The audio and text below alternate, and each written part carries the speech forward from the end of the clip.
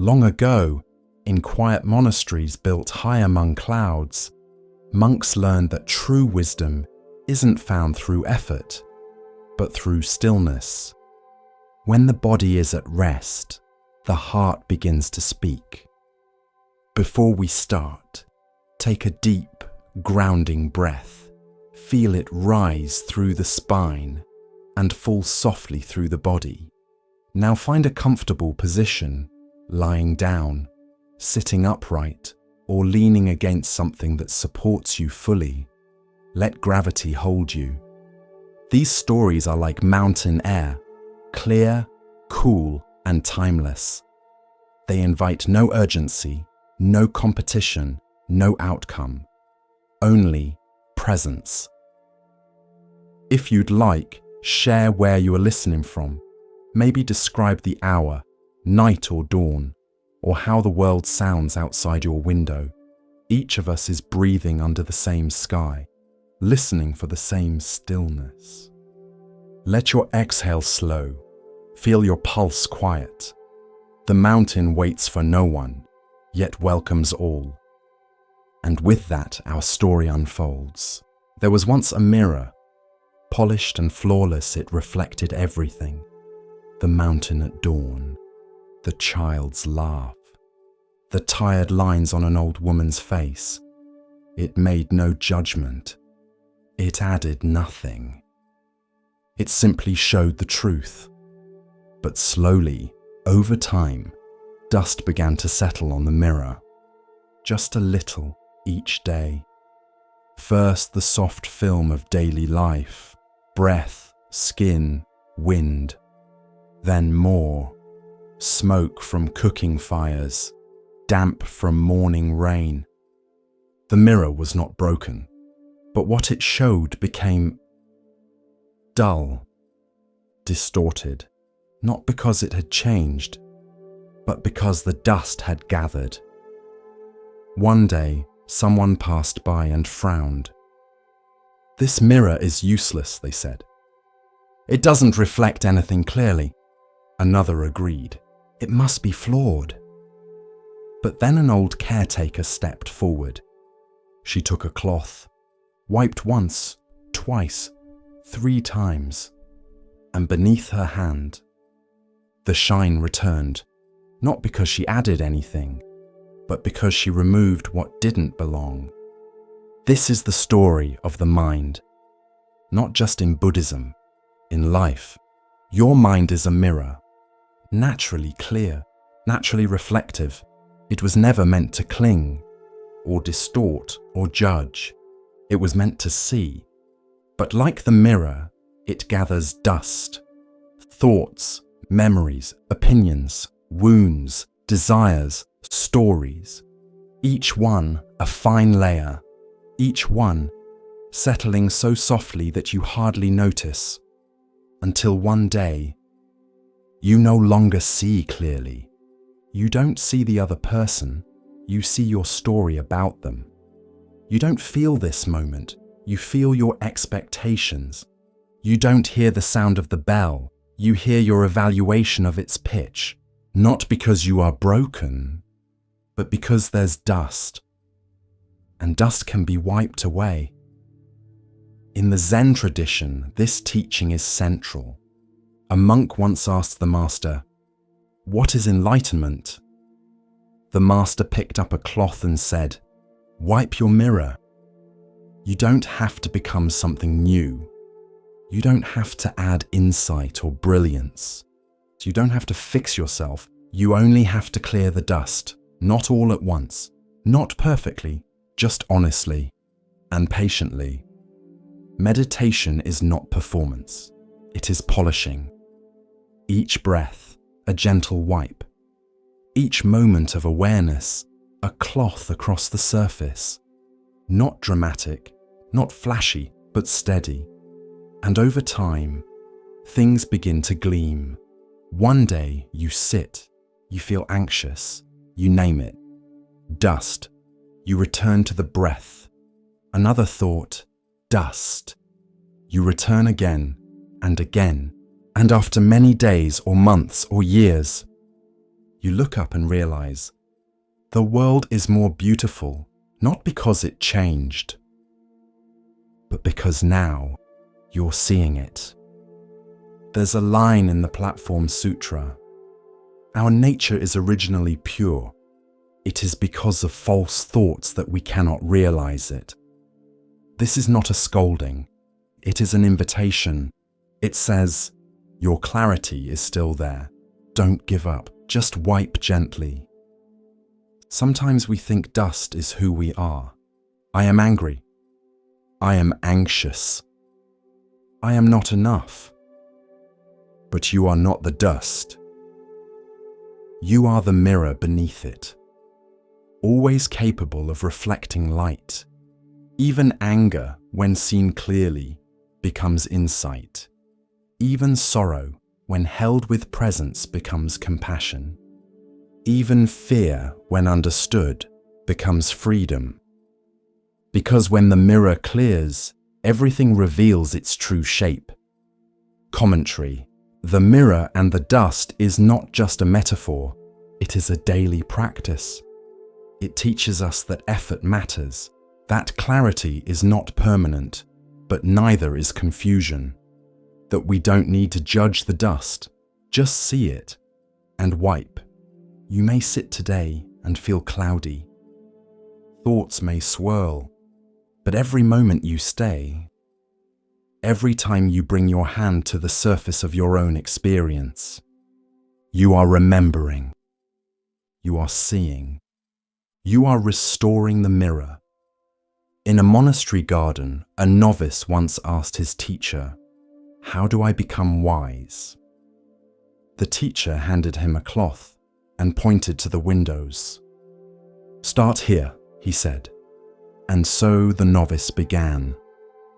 And as the glass cleared, so did his mind. The world doesn't need you to shine brighter. It needs you to see clearly. And the first step is this: pause, look at your thoughts, smile at them, and then wipe gently, without shame. Because beneath it all, you were always the mirror.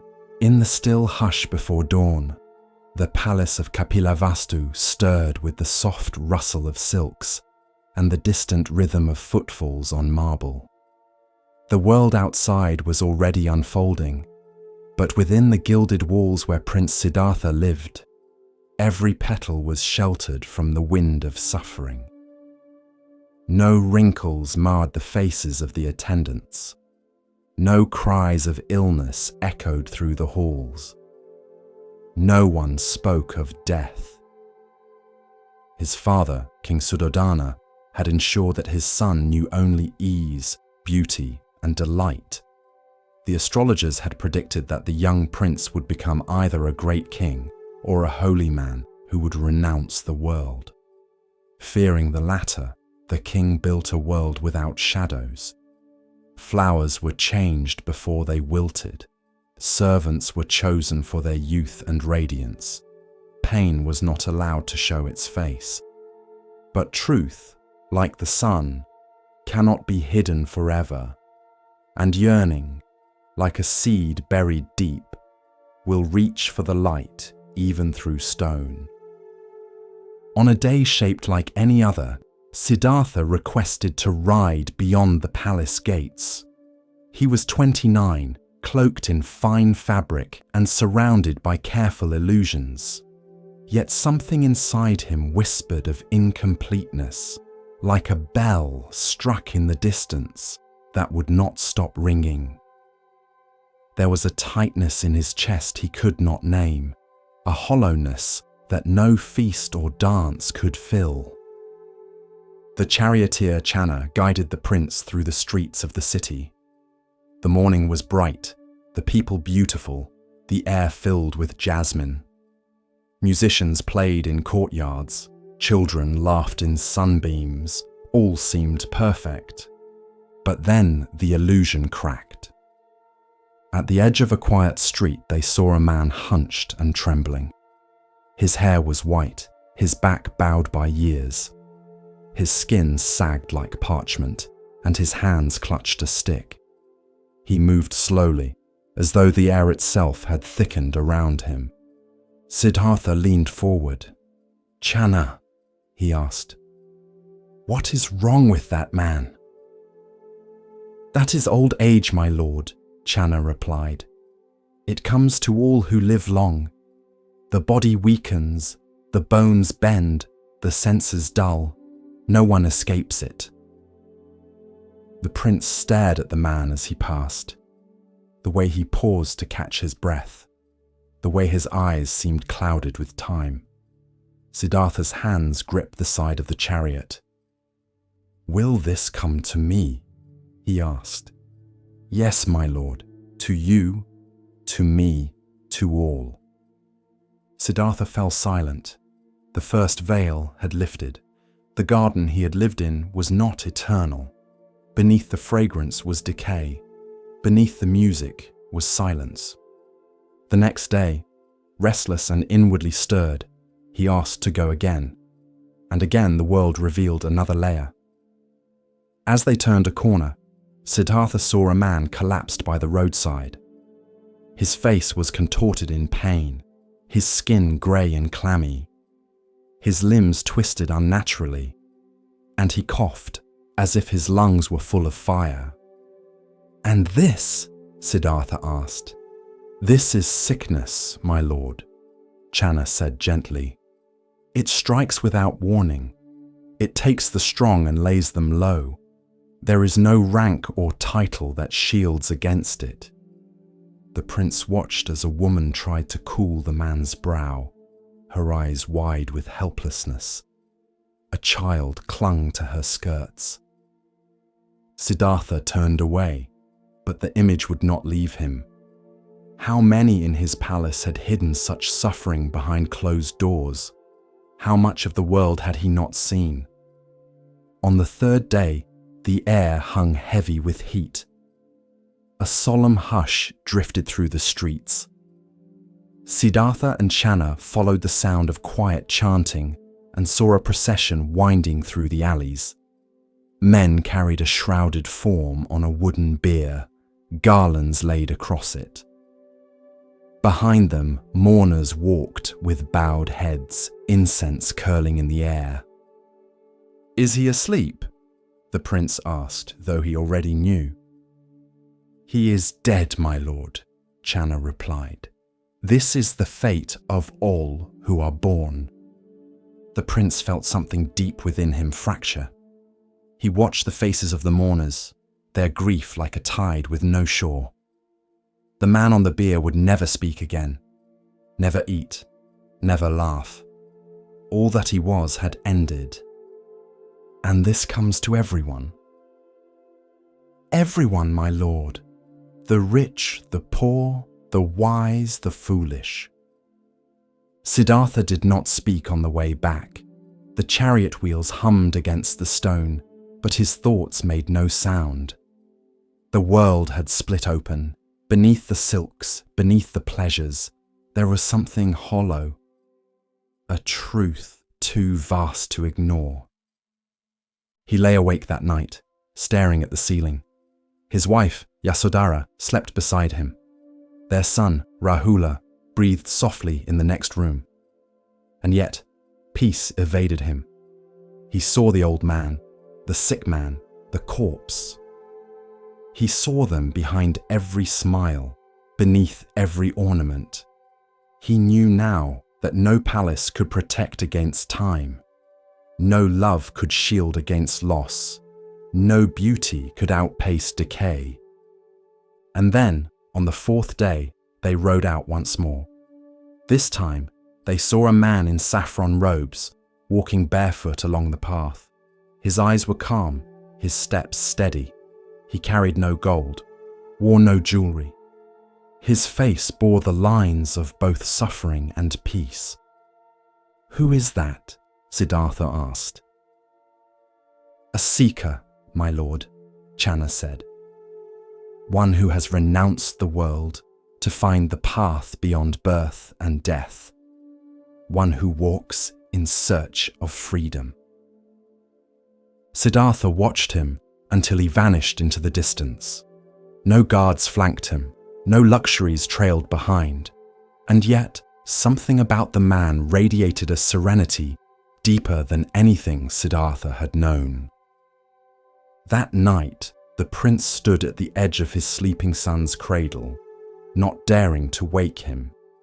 He touched the boy's soft cheek, his heart torn between two loves, the love of his family and the love of truth. He stepped into the garden one last time, its scent bittersweet. He bowed before the moonlit statue of his ancestors, and with each step toward the gate, he shed a piece of his former self, his earrings, his sword, his silks. He left that night, into the forest, into silence, into the unknown. The four sights had shattered his illusion, but they had also opened the gate. And on the other side of that gate was the beginning of a path. The path that would change the world. There was once a tree that stood just beyond the monastery walls, a tall maple. Its leaves flamed gold each autumn, spilling light into the courtyard like scattered coins. Monks often paused beneath it, bowing to its stillness, especially when the season turned. One afternoon in early autumn, a young novice sat beneath the tree troubled. His master had given him a koan to meditate on. What do you cling to that no longer lives? He had meditated, chanted, even fasted, but the answer would not come. That day, the wind had begun its long conversation with the branches. A single leaf, amber at the edges, twirled down, landed softly in the novice's lap. He stared at it. Fragile, veined, no longer green, still beautiful, but no longer living. The tree gave no sign of loss. No grief, no clinging, only release. Another leaf drifted down, then another. The novice looked up. The tree was letting go of what had once been its crowning glory. Not with sorrow, but with grace. Later, he spoke with his master. Why does the tree drop what once gave it life? The master replied, because it trusts the cycle. It knows spring will come again. It makes room by releasing. The novice thought of the things he had held too tightly, a grudge from a harsh word, a dream that had withered, an idea of who he should become. He returned to the tree the next day, sat beneath it again. This time, when a leaf fell into his hand, he whispered, "Thank you," and let it go. That night, he wrote in his journal, "Letting go is not loss, it is returning." As the days grew colder, the tree became bare.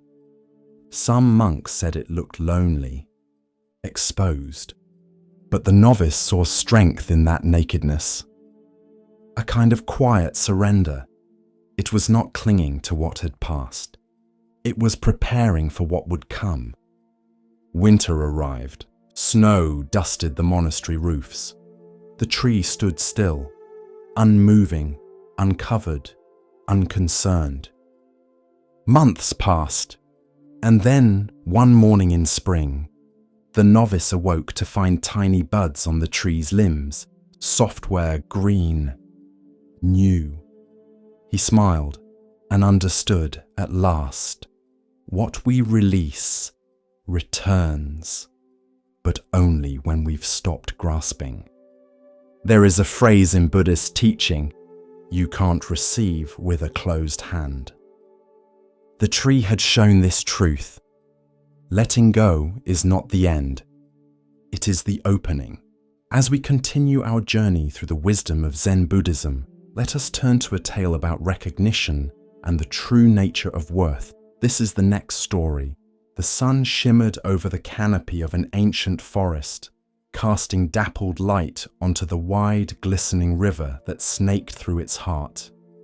The air was rich with the scent of ripe fruit and warm leaves. Birds called lazily from the branches, and deep in this green sanctuary, there lived a great band of monkeys, free, agile, unafraid. They were led by a king, not crowned with gold nor seated on a throne, but known by every heart in the jungle as a being of rare strength, deep wisdom, and boundless love. He was the Buddha in a past life, and his name was whispered with reverence among the trees, Mahakapi, the great monkey king. The troop followed him not out of fear, but from trust. He chose the ripest fruit for the weakest among them. He led them across rivers in flood. He taught the young how to leap and the old how to rest. And when predators stalked the forest floor, he stood between his people and the teeth of death. But even such noble creatures cannot stay hidden from the eyes of kings. Far downstream, where the river widened and palace walls gleamed under the sun, there lived a human king. He was wealthy, powerful, and restless. One morning, while drinking sweet water from a golden cup, he bit into a mango unlike any he had tasted.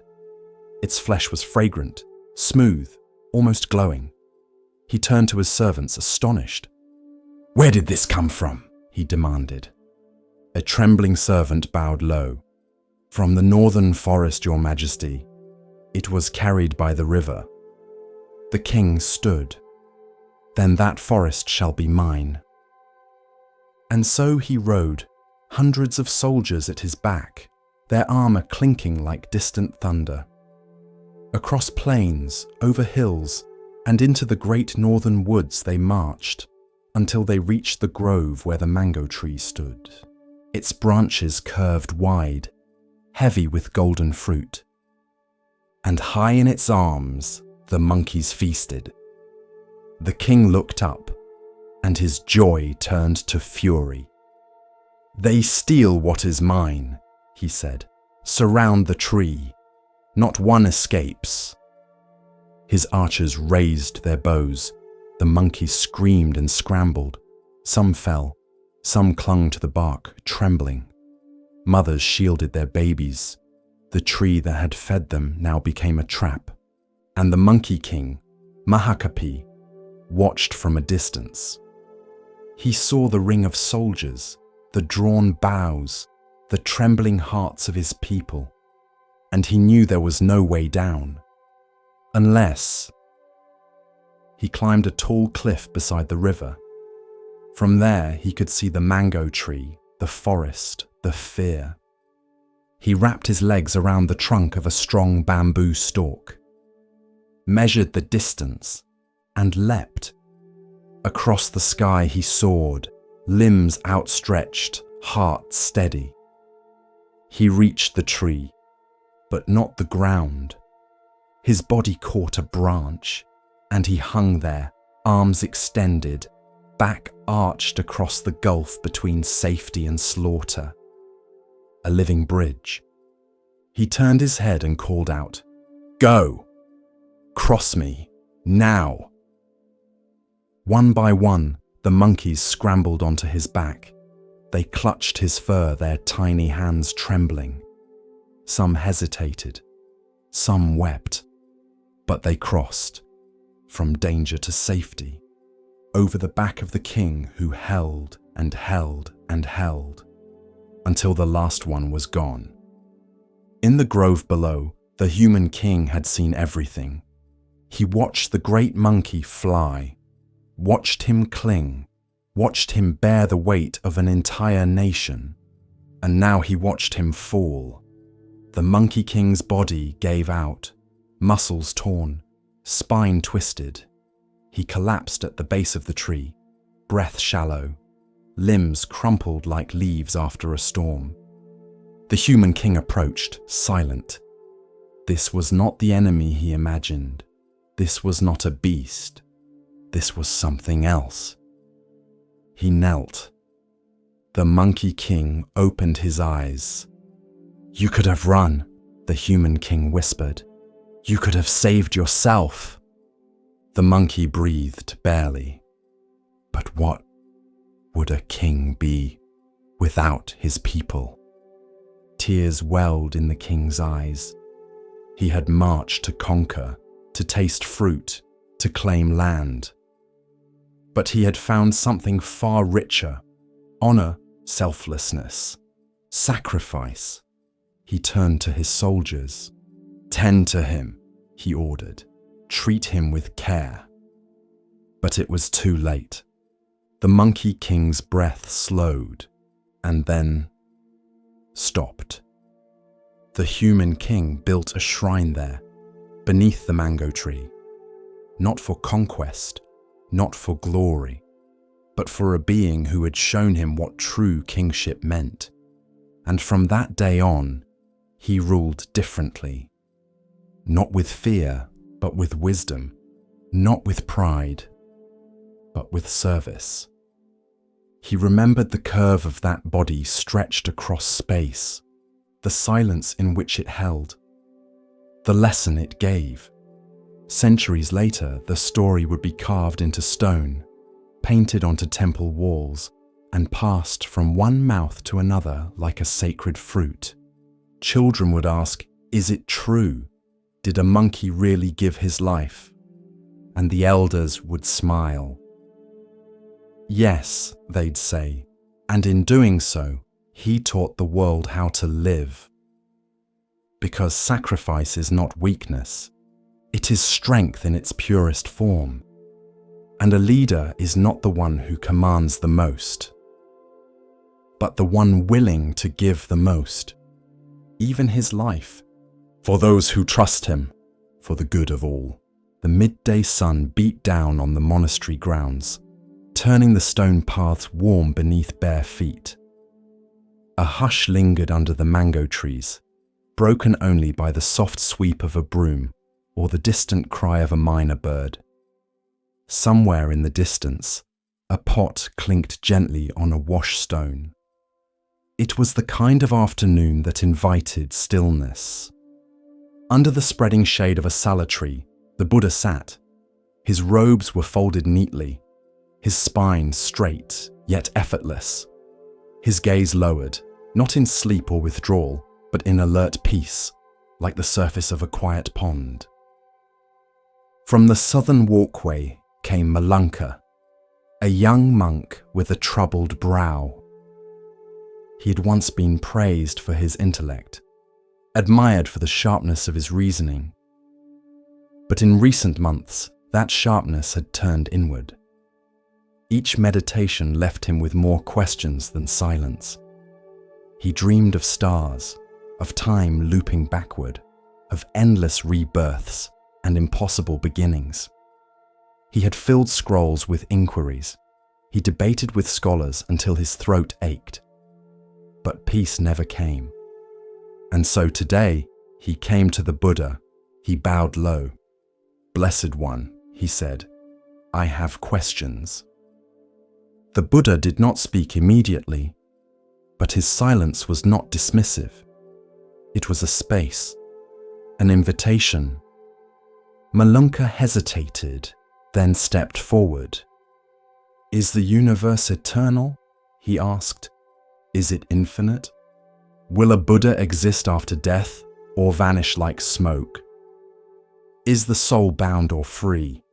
Is the world self-created or born of design?"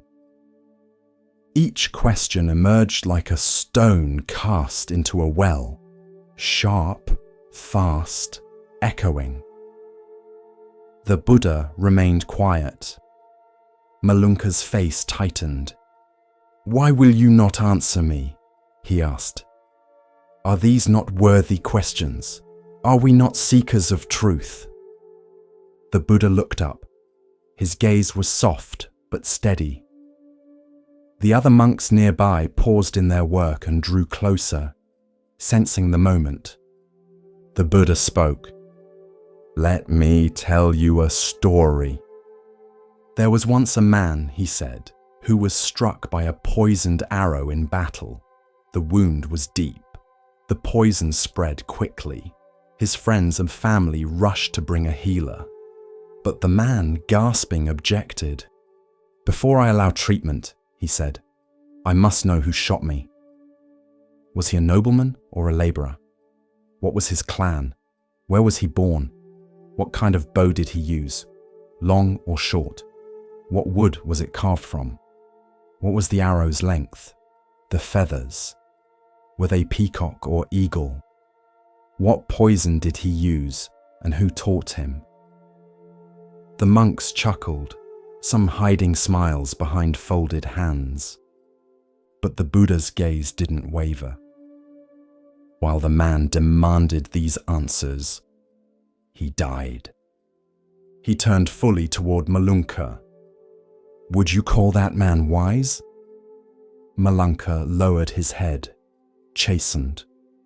"No, Blessed One." The Buddha continued, his voice like slow water. "We are each struck by the arrow of suffering, pain, aging, death. The urgent question is not what lies beyond the river, but how to stop the bleeding, how to live with clarity now. We must remove the arrow before the poison spreads too far." Malunka stood in stillness. The breeze lifted the hem of his robe. His hands, once clenched, softened at his sides. "But don't those other questions matter?" he asked. "Aren't they part of the path?"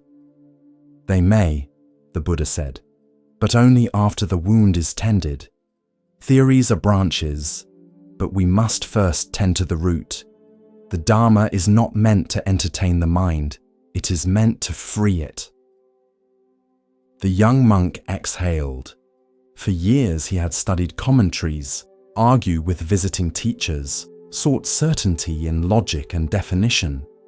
But now he saw the arrow was still in him, and each speculative thought, each metaphysical obsession, had only twisted it deeper. That night, Malunka did not return to the library. He sat by the monastery's stone well and watched the moon ripple in the water. He did not write. He did not speak. He simply breathed, slowly, honestly. For the first time, he noticed the weight in his chest, not as a puzzle, but as pain. In the morning, he returned to the Buddha. He bowed deeply, forehead touching earth. "Blessed One," he said, "I no longer ask if the universe is eternal. I ask how to meet this moment without fear." The Buddha smiled. "That is the first step." And from that moment forward, Malunka's practice changed. He spoke less, listened more. When new monks asked abstract questions, he did not dismiss them. He simply asked, "Is this question healing you or delaying your healing?" Word of the exchange traveled. Soon, the story of the poisoned arrow spread, not as a rebuke of knowledge, but as a reminder of urgency. In a village struck by drought, a farmer mourned his ruined fields. His hands trembled with anger. "Why has fate cursed me?" he asked his neighbors. "Why was I born here and not in richer soil? Who sinned in a past life to bring this?" But then he remembered the story of the arrow. He sat beneath his withered tree and whispered, "How can I help my family now?" And the answer came quietly, "Begin digging a well." In a riverside town, a mother wept for her daughter, taken by fever. She begged the heavens for a sign, wondered what sins she had committed, questioned every past decision. But the village priest, who had once trained as a monk, told her the story. That night, she held her daughter's shawl and lit a lamp in silence, not to understand fate, but to honor love. Elsewhere, a scholar stood before a crowd, reciting theories about the soul's origin and whether consciousness survives death. In the back row, a quiet boy raised his hand. "Sir," he asked, "have you removed your arrow yet?" The crowd fell still. The scholar did not answer. He returned to his room that night and sat without books for the first time in years. The Buddha never forbade questions. He welcomed inquiry. But he offered a compass, not a cage. He simply asked, "Will this question free you? Or bind you? Will it heal your wound? Or distract you from the blade still buried?" That became the measure. And so the monks learned not just what to ask, but when to ask and why. Because the arrow is real. The pain is now. The wound is not a theory. And the first task, before philosophy, before argument, before metaphysics, is to pull it out, not later, not after you name the wood, not once you've traced its lineage, but now. A monk walked along a dusty trail, his robe fluttering slightly with each step. The morning air was clear, the sun warm but soft. A few birds called lazily from the treetops, but the monk's brow was furrowed. He had been sent to deliver a letter to a nearby monastery, and he was late. He had misread the schedule, taken the wrong turn, and now walked quickly, heart agitated beneath his robe. Each step struck the earth too hard. Each breath was shallow. His mind raced ahead. Will they think me careless? How could I have made such a mistake? I should have left earlier. What kind of monk forgets the path? Then he heard a voice behind him. "Excuse me, Sir Monk." He turned to see a young boy, no older than 10, running up the path barefoot. He held something cupped in his palms. The monk paused. "Yes?"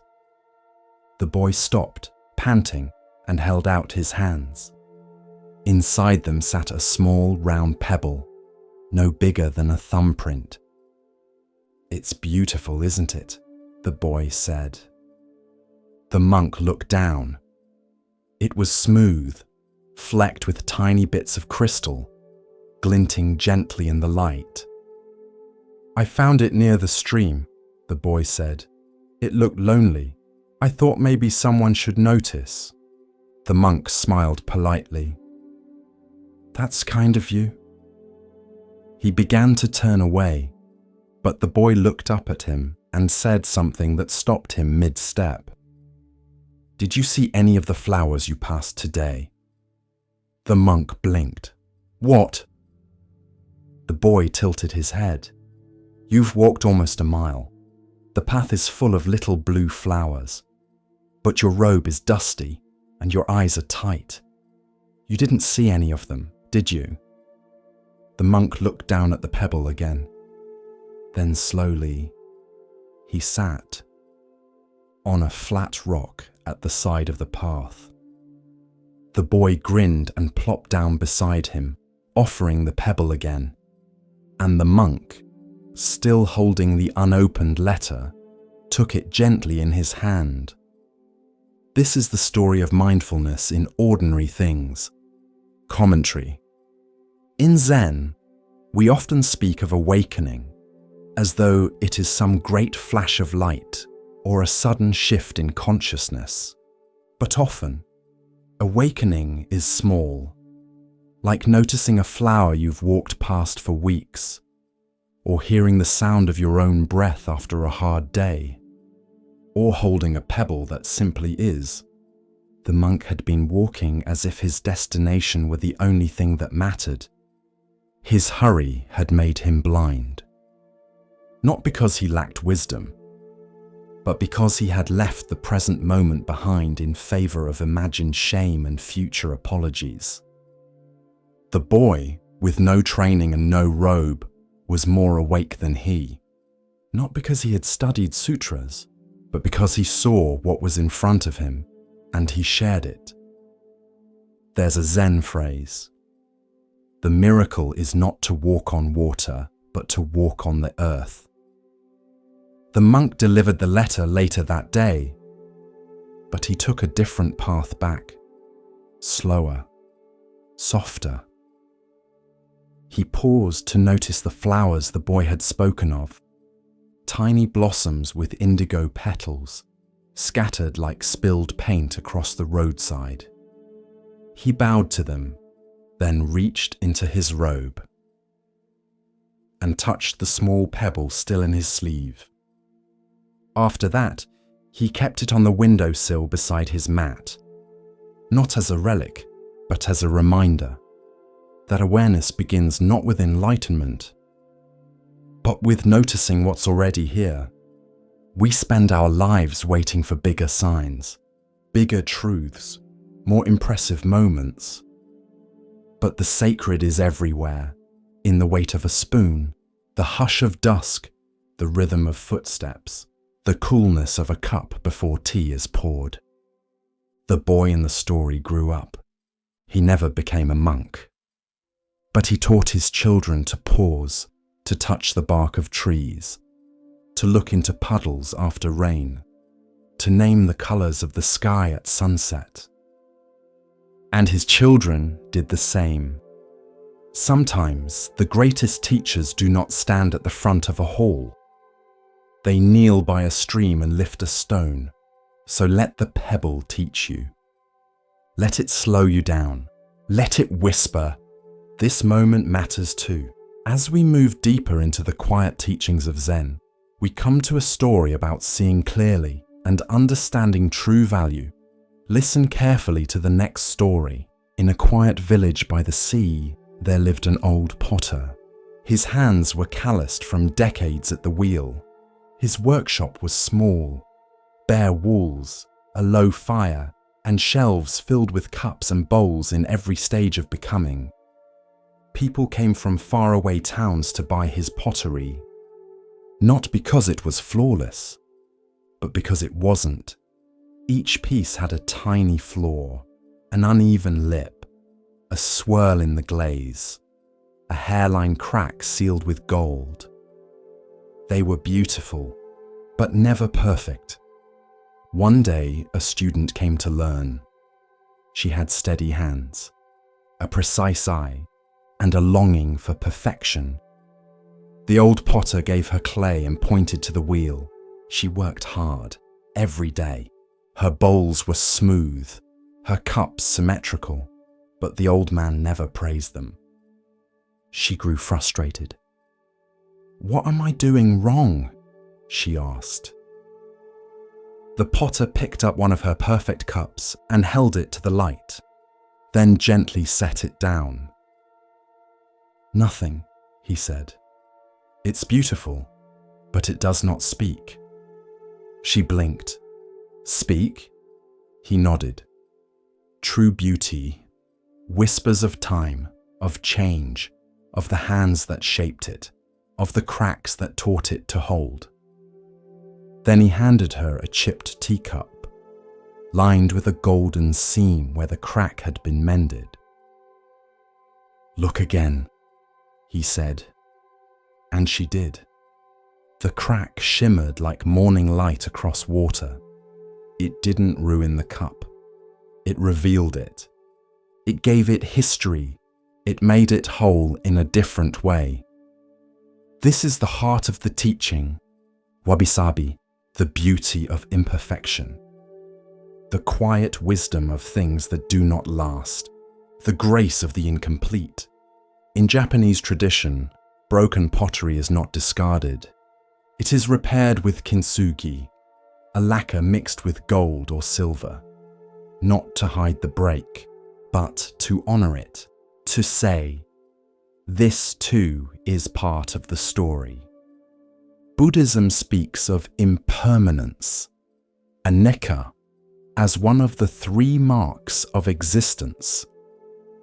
Everything that arises passes. Everything that is born changes. Everything we love will one day break. And that truth is not meant to depress us. It is meant to wake us up. To love something fragile is not foolish. It is courageous. To drink from a cracked teacup, knowing it may not last another year, is to say, "This moment matters because it will not come again." The student learned slowly. She stopped trying to make perfect pieces. She let the clay wobble, let the glaze drip, let the firing crack a rim now and then. And when it did, she filled it with gold. One afternoon, she brought the potter a cup she had broken by accident. She expected him to scold her, but he smiled. "Ah," he said, "now it begins." And together they repaired it, not to erase the break, but to bless it. Commentary: the cracked teacup is not about pottery. It is about you, about your heartbreaks, your failures, your aging skin, your tired hands, the things you thought made you less beautiful. Maybe the very things that make you most real, most whole, most you. We live in a culture obsessed with flawlessness, airbrushed images, filtered faces, words rehearsed until they lose their soul. But Buddhism invites us into a different gaze, a gaze that sees truth in the wrinkle, wisdom in the scar, grace in the stumble. You do not need to be flawless to be worthy. You do not need to hide your breaks. You only need to honor them. To say, "Yes, I cracked, but I learned how to hold more." There is an old saying, "The wound is where the light enters you." But also, the gold follows the fracture. Your pain is not shameful. It is precious because what you do with it, how you mend, how you carry yourself forward, that is your art. The next time something breaks, a plate, a plan, a piece of your confidence, pause, take a breath, gather what remains, and ask, "How can I make this whole again?" Not by hiding the crack, but by letting it shine. You are the cup, and you are also the gold. A novice had a restless mind. He tried to sit, tried to breathe, tried to still the thoughts, but each time he closed his eyes, his mind swirled. Lists, regrets, what ifs, what nexts. He couldn't find peace, and the more he tried to force stillness, the louder everything seemed to become.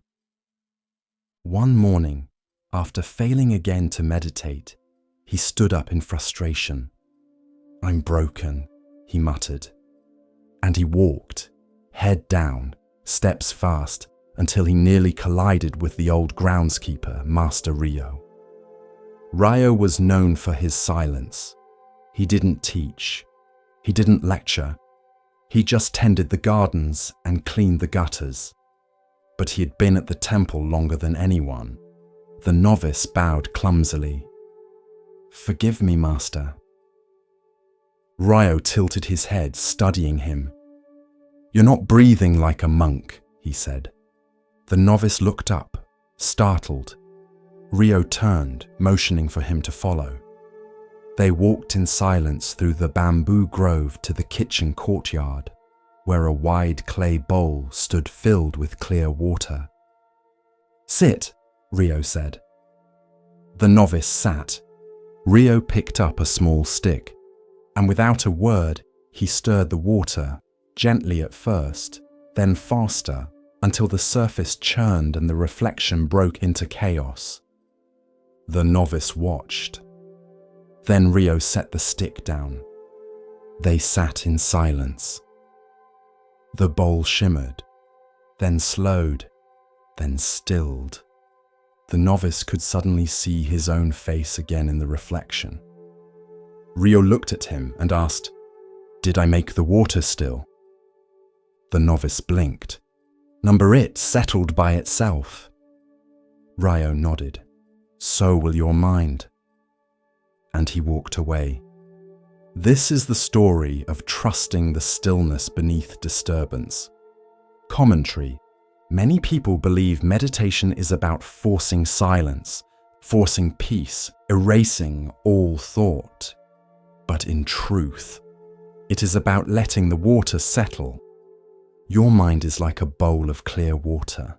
Every thought, every worry, every fear is like a stick stirring it. The more you react, the more you stir. The more you chase silence, the more turbulence you create. But if you sit and breathe and wait without judgment, the water begins to settle on its own. This is the natural wisdom of the mind. You don't need to fix it. You need to allow it. There's a Zen saying, "Muddy water clears itself if left alone." The novice learned something that day, not from a sutra, not from a formal teaching, but from water. He stopped fighting his thoughts. Instead, he watched them. Like leaves drifting across a pond. He stopped demanding they leave, and instead bowed as they passed. And slowly, something began to shift, not instantly, but gently, like the bowl that stopped churning the moment no hand stirred it. This is how peace comes. Not by control, not by perfection, but by patience, by the quiet knowing that nothing stirred stays stirred forever. If you are anxious, sit like the bowl. If you are overwhelmed, breathe like the wind that forgets itself. If you are angry, wait like the pond after rain. It will pass, all of it. And when it does, clarity returns. You'll see your reflection again. Not because you forced it, but because you didn't run. So next time you feel lost in thought, don't fix, don't flee, just wait. And let the water be water. In a small mountain village, there lived an old flute maker named Rin. He worked alone in a simple hut of wood and clay, high on the ridge where the wind whispered through pine trees and children ran barefoot through the fields below. People came from far away to buy his flutes. Not because they were beautiful, though they were. Not because they were perfect, though they were close. But because something in them felt alive. One day, a young monk came to visit. He had heard stories of Rin's flutes, how some made people weep, others laugh, and one even caused a dog to howl in tune. The monk bowed and asked, "Master Rin, what makes your flutes so special?" Rin smiled without answering. Instead, he handed the monk a piece of smooth bamboo, carved, polished, hollow. "Blow," he said. The monk lifted the flute and tried. A weak, wheezing note escaped, thin as a whisper. Rin nodded. Again. The monk tried again, and again. Each time, the sound changed, until finally a single clear note rang out, clean as the mountain air. Rin nodded. You see, the music does not come from the bamboo. It comes from the emptiness inside it, and from the way you breathe. This is the story of form and emptiness, and how what is useful is not the thing itself, but the space it holds. Commentary. The flute is made of matter, but what gives it purpose? Not the wood, not the shape, not the polish, it is the emptiness within. Shaped just right, so that when breath enters, it becomes sound. So too with us. The Buddha said, "Form is emptiness. Emptiness is form." To the ordinary ear, that sounds like a riddle. To the listening heart, it is truth. Your body is form. Your thoughts are form. Your emotions, your stories, your name, they all arise from conditions, but none of them are you. They are the flute. What makes them meaningful is the awareness that moves through them, like breath through bamboo. Emptiness is not nothing. It is potential. It is the space in a cup that holds the tea, the silence between notes that makes a melody, the pause before words that gives them power. Rin once said to the monk, "Most people think meaning comes from fullness, but it comes from what is left open." The monk stayed for many weeks. Each morning he swept the hut, carried water, sat in stillness while Rin carved. One afternoon he asked, "Can I make one?" Rin handed him a piece of bamboo and nodded. The monk worked slowly, cutting, hollowing, shaping. It took days. When he finished, he brought it to Rin. The old man held it up to the light, blew a note. It was off, slightly strained, slightly flat. Rin smiled. "Too tight," he said. "You feared the emptiness, so you made it small." The monk stared at his work, then quietly broke it open. Started again. In meditation, we often try to fill the mind, with effort, with silence, with ideas of what awakening should be. But the deeper path is not filling. It is hollowing, letting go, trusting that when the space is clear, truth will flow through, like breath through a flute. Rin never became famous. He never left the mountain. But the sound of his flutes traveled far, across rivers, over cities, into temples, because what he crafted was not just bamboo. He crafted emptiness given shape. When Rin passed away, the villagers held no grand ceremony. They placed his tools in a wooden box, left a single flute on his pillow, and when the wind blew through the hut, it made the faintest sound, a high, pure note, like something remembering its shape. So next time you feel broken, too empty to be useful, too hollow to matter, remember, the hollow reed sings, the empty cup holds, the quiet breath becomes a song.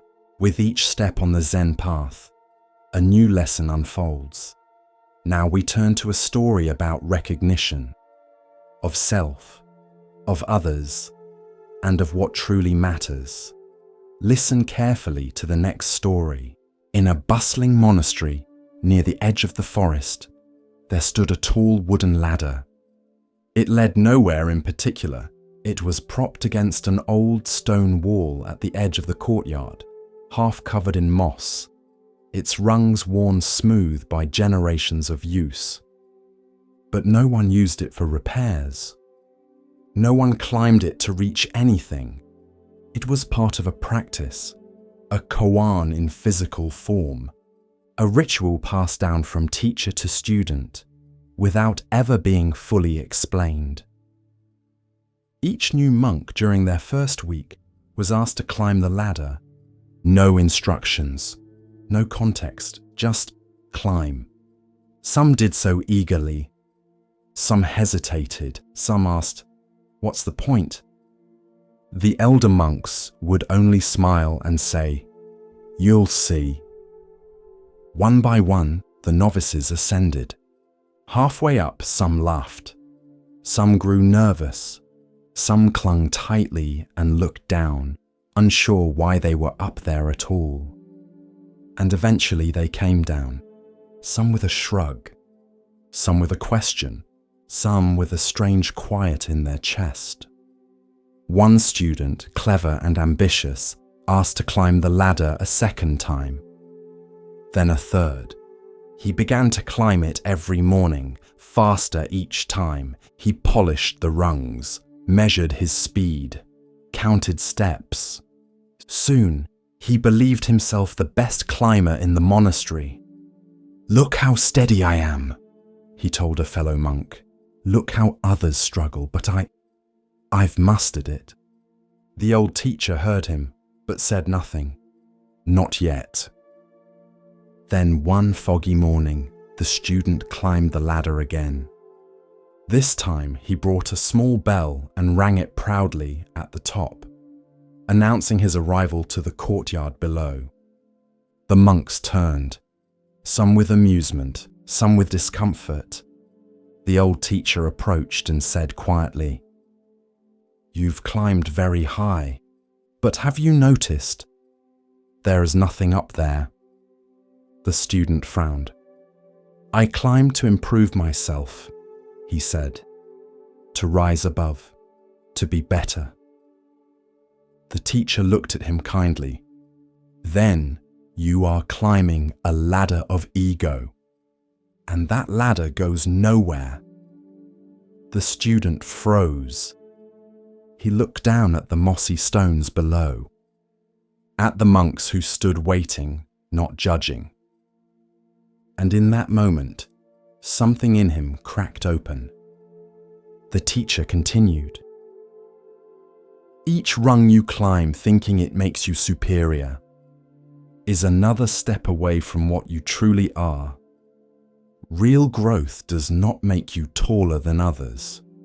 It makes you more able to kneel beside them." He descended slowly, for the first time, with no pride in his chest. Just breathe, just stillness, just a strange, welcome sense of returning to earth. This is the parable of the ladder of ego. In life, we often climb. Status, wealth, validation, mastery, spiritual progress, intellect, fame. Each rung promises something. Now I'll be enough. Now they'll respect me. Now I can rest. But at the top, we often find nothing. No summit. No answer. Just more sky. The Buddha warned of this subtle trap. The ego does not always show itself through arrogance. Sometimes it appears as spiritual pride, as goodness that separates, as quiet superiority disguised as humility. True awakening is not a climb. It is a return, a coming back to the place where there is nothing to prove, no one to impress, no summit to reach, only presence, only now. There's an old Zen story. A young man asked a master, "How long until I am enlightened?" The master replied, 10 years. "And if I try very hard?" The student asked. 20, said the master. "The harder we climb in pursuit of self, the farther we drift from what is not self. The more we grip the ladder, the more we miss the ground." Commentary: the ladder of ego is invisible, but heavy. It lives in comparison, in judgment, in the quiet belief, "I'm a little better than them." Even in spiritual practice, it whispers, "Look how mindful I am. Look how patient I've become. Look how others still struggle." But real growth is silent. It doesn't need a bell at the top. It rings quietly in the heart and says, "Let go." You may climb, yes, but ask, why? If the climb brings you closer to compassion, keep going. If it takes you farther from others, come down. Sometimes the real practice is to descend, to sit beside, to listen, to walk with, not above.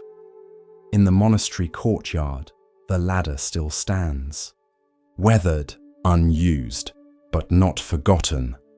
Now, it serves as a reminder, not of reaching, but of returning. 7 weeks passed since his awakening beneath the Bodhi tree. 7 weeks of silence, reflection, and growing compassion. The Buddha, no longer Siddhartha, but one who had crossed the stream of ignorance, walked alone in the forest near Uruvela. The world felt both new and ancient. The birds sang with clarity, the wind carried the scent of blossoms and dust, and in every sound he heard the stillness of knowing. But his heart, now free, did not rest in solitude. He knew the truth he had seen was not his to keep. So he rose, wrapped his robe over his shoulder, and began to walk, not as a prince, not as an ascetic, but as a teacher. His feet touched earth gently, his gaze met all beings with kindness, and he made his way towards Sarnath, where 5 men waited, though they did not know they waited. They were the same 5 ascetics who had left him, thinking he had strayed from the path when he accepted Sujata's offering.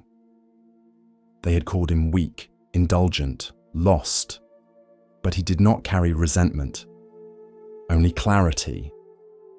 The journey was long, days passed, villages blurred, children played in the dust, farmers bowed their heads, some offered fruit, some only stared. But at last, in the quiet of a fading afternoon, the Buddha entered the deer park at Isipatana. There the 5 ascetics sat, wrapped in threadbare robes, debating truths with furrowed brows and hollow bellies. When they saw him approach, they whispered, "He has returned. We will not rise. He abandoned discipline." But as he came closer, something shifted. There was no pride in his walk, no hunger in his eyes, only peace. And before they could speak, they stood, drawn to him not by obligation, but by presence. He greeted them with a bow and sat. Under the dappled shade of sal trees, the Buddha began to speak. He did not speak of gods. He did not speak of punishment or reward. He spoke of suffering, what he called dukkha. He spoke of its cause. He spoke of its end. And he spoke of the path, the 4 noble truths, the 8-fold path: right view, right intention, right speech, right action, right livelihood, right effort, right mindfulness, right concentration. He spoke not as a prophet, but as a physician, diagnosing the illness of the world and offering its cure. He taught that the middle way led not to pleasure, not to pain, but to peace. He taught that liberation was possible here. Now the 5 listened, at first with skepticism, then with stillness, then with something like reverence.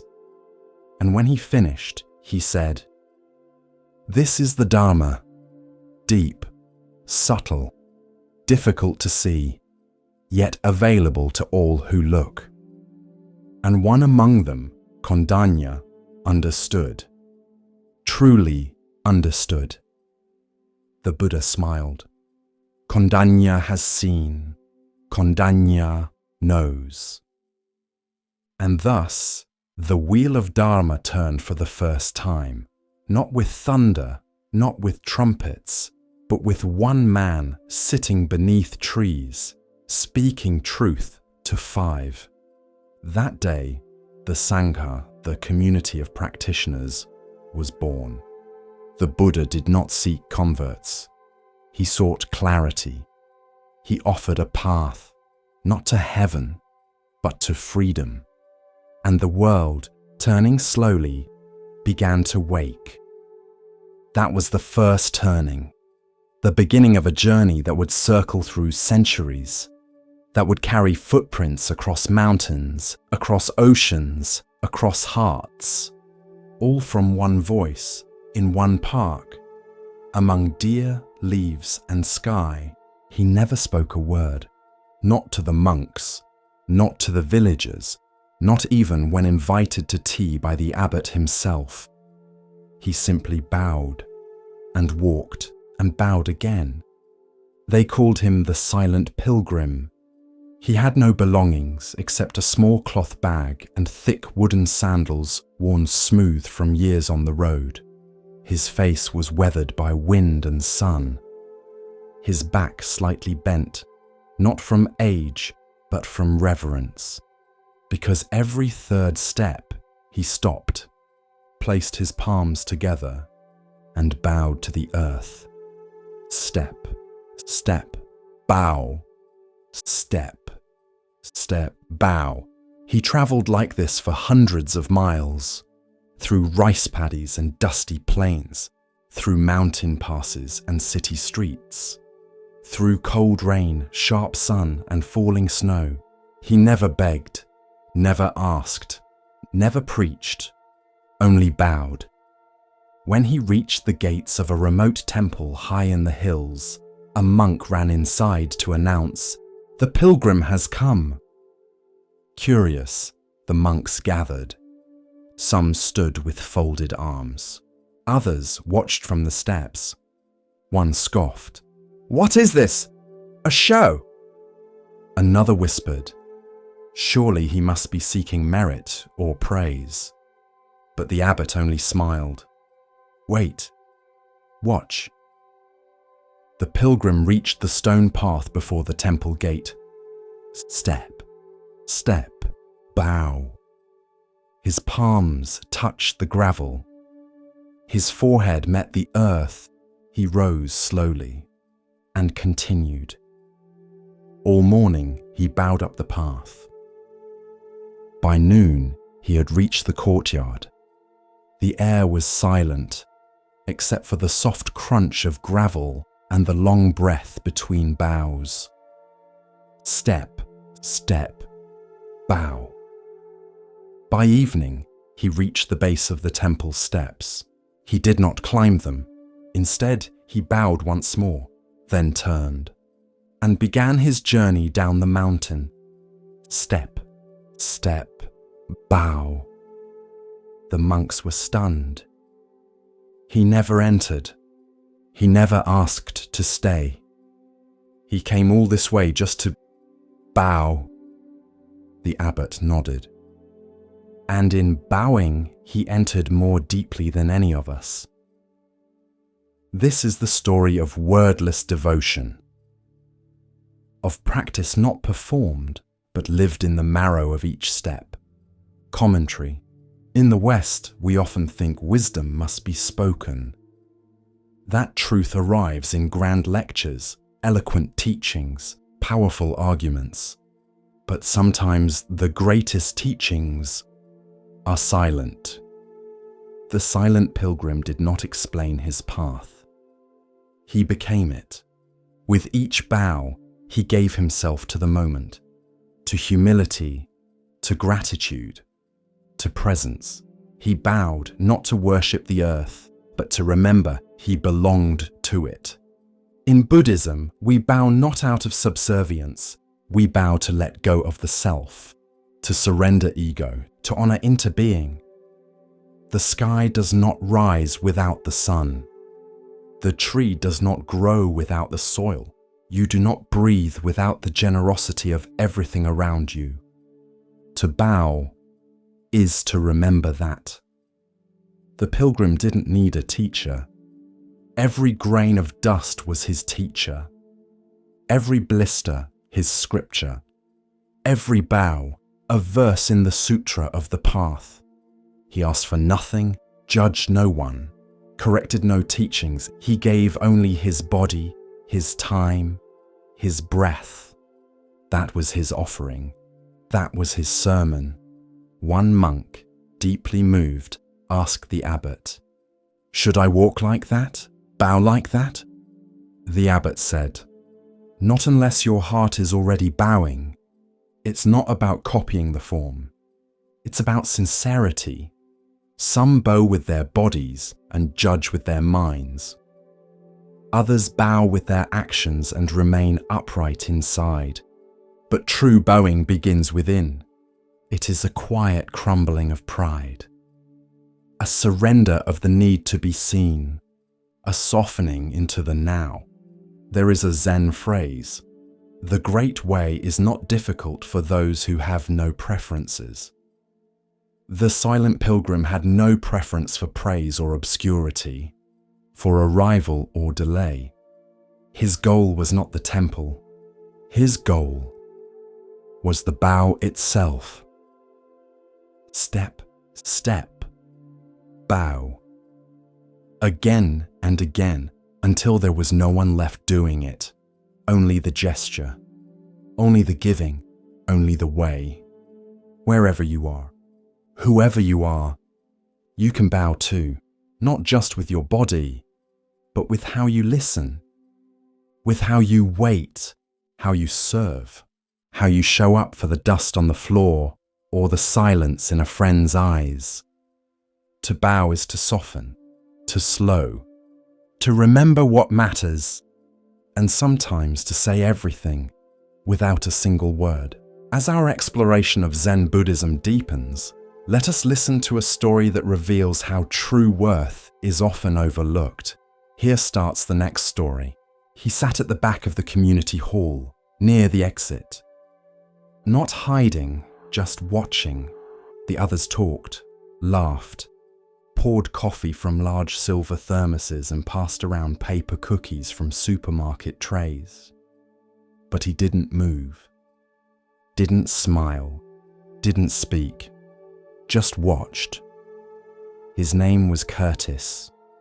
Army jacket, grey beard, hands that twitched slightly even when still.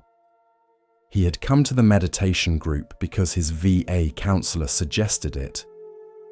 "You don't have to talk," she said. "Just show up." So he did, and for 6 weeks, he said nothing. But he returned. Same chair, same silence, same eyes that carried too many memories to speak aloud.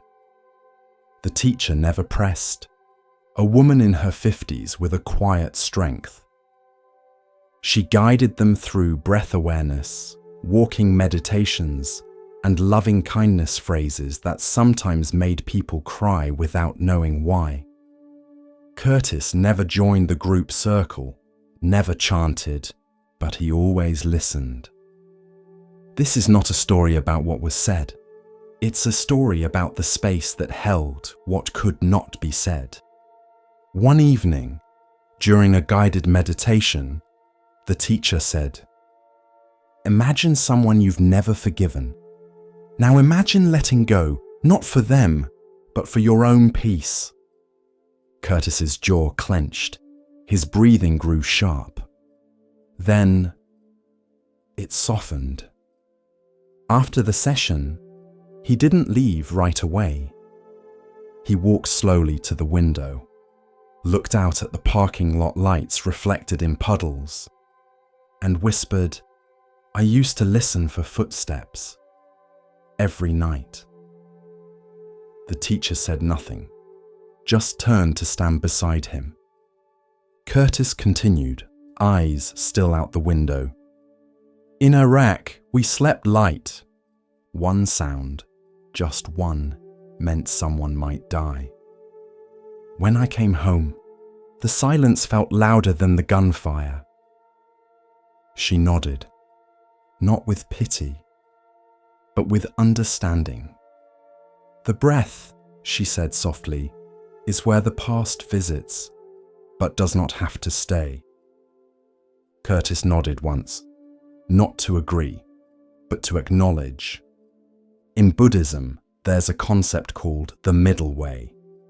Not indulgence, not denial, just being with what is without running or pushing. Curtis didn't heal overnight. There was no miracle.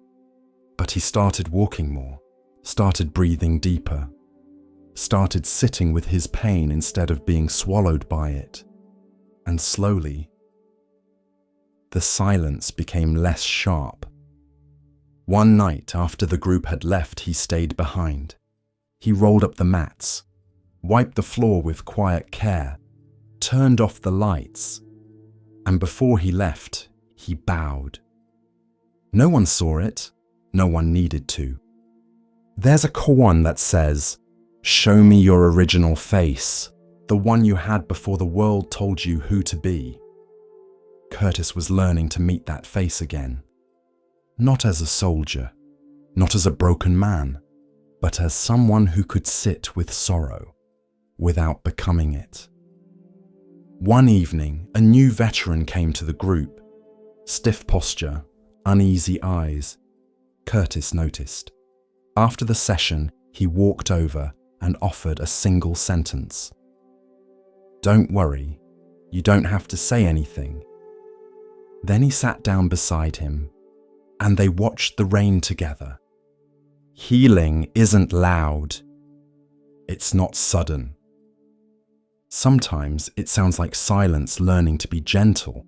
In a quiet valley, where mist clung to the morning hills and cranes walked through the wet grass, there lived an old farmer. His hands were rough from years of work, his back bent slightly, not from age, but from reverence for the earth. Each spring, without fail, he would walk into the flooded fields barefoot, carrying a satchel of seeds against his chest. And there, ankle deep in cold water, he would plant each rice seedling by hand. One, then another, then another. Row after row, hour after hour. One morning, a traveller passed by and watched the old man working. "Isn't there a faster way?" he called. The farmer didn't look up. "No." "But can't you just scatter the seeds and let them grow?" The farmer paused, then looked up, his face weathered by sun and time. He held up a single seedling, delicate and green. "If I rush this," he said, "it breaks." And then he smiled. "If I wait, it feeds a village." That is the lesson of the rice seedling. Not speed, not force, but patience.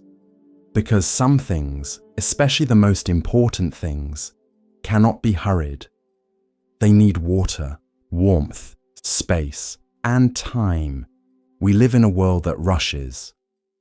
We want answers now, results now, relief now. But the Dharma, like rice, grows slowly. You sit on the cushion. You breathe. Thoughts rise like insects on the water. You breathe again. Nothing seems to change. But underground, beneath your noticing, something roots itself. Just as the seed splits in darkness before any green breaks the surface. There is a story from the Buddha's life. A man came to him, desperate for wisdom. He asked for enlightenment in a single sitting. The Buddha said, "How long did it take the mango tree to bear fruit?" The man shrugged.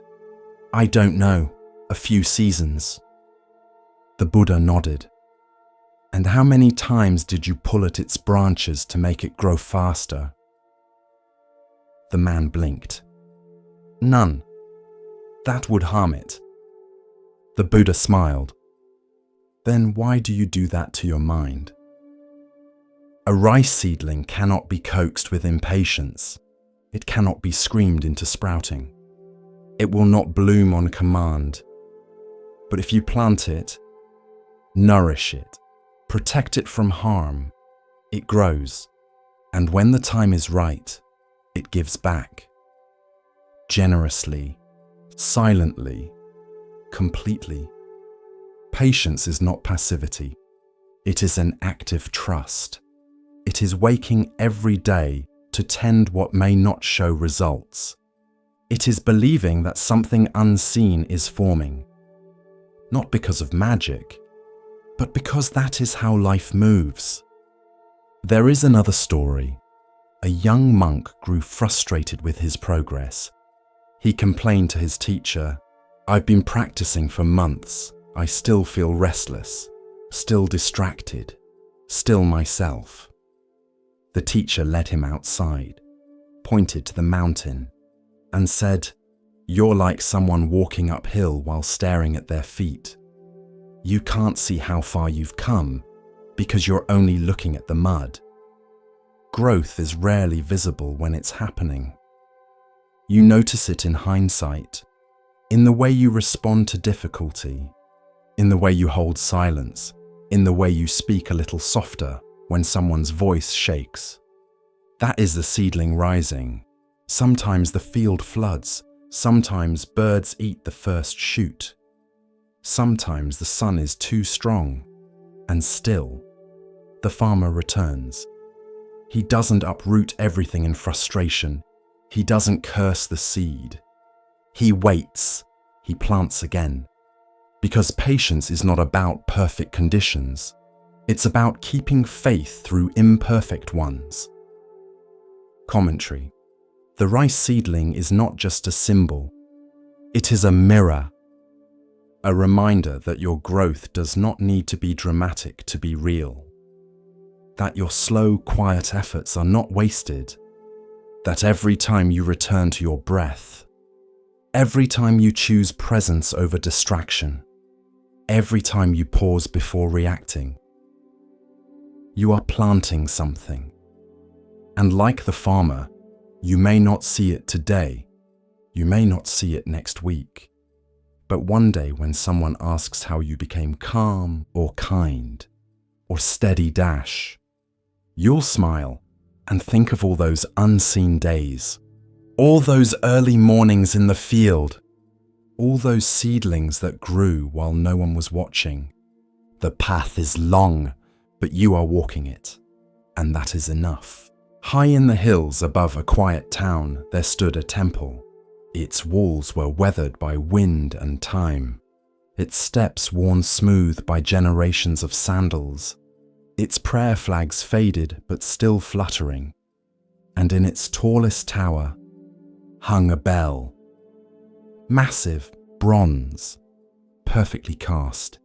It had been gifted by a distant king centuries ago, carried up the mountain by oxen and monks, polished each year, respected, admired, but never rung, not once. The bell had a name, Resonance of the Mountain. Inscribed around its rim were words in a forgotten tongue. It was said to hold the most beautiful sound ever forged, so pure, so deep, that it would quiet all suffering for a moment. But no one had ever heard it, because the abbot long ago had made a vow, let the bell only ring when the world is ready to listen. And so it waited and waited. Pilgrims climbed the hill just to see it. Children dared each other to touch the rope, but none pulled. It became a symbol of restraint, of mystery, of potential, and eventually, of silence too deep to question. One day, a novice asked the elder monk, "Why don't we ring it?" The monk shrugged, because it was meant to be rung, but never was. The novice frowned. Then what's the point of its sound? The monk looked out at the horizon and replied, "You tell me." The story of the bell spread like smoke, and in time, people began to wonder how many other bells go unrung, not made of bronze, but of possibility. There was a painter who never showed her art, a musician who kept every song in his notebook, a teacher who knew how to heal but doubted her voice, a young man who wrote letters he never sent, a woman who forgave, but never said the words aloud. Each of them had a bell, hanging in the tower of their own life, polished, admired, imagined, but never heard. This is the parable of unused potential. The Dharma teaches us about impermanence, yes, but also about urgency, not frantic urgency, but gentle, clear truth. This life will not wait forever, and the sound in you deserves to be shared. The bell was never rung, not because it couldn't be, but because someone was waiting for perfect conditions, for absolute certainty, for a sign. But life rarely gives signs, only moments, and you must choose to meet them. There is a Zen story of a man who stands beside a river. He thirsts, but waits for the perfect reflection to appear on the surface before drinking. He dies with water at his feet. What sound do you carry within you?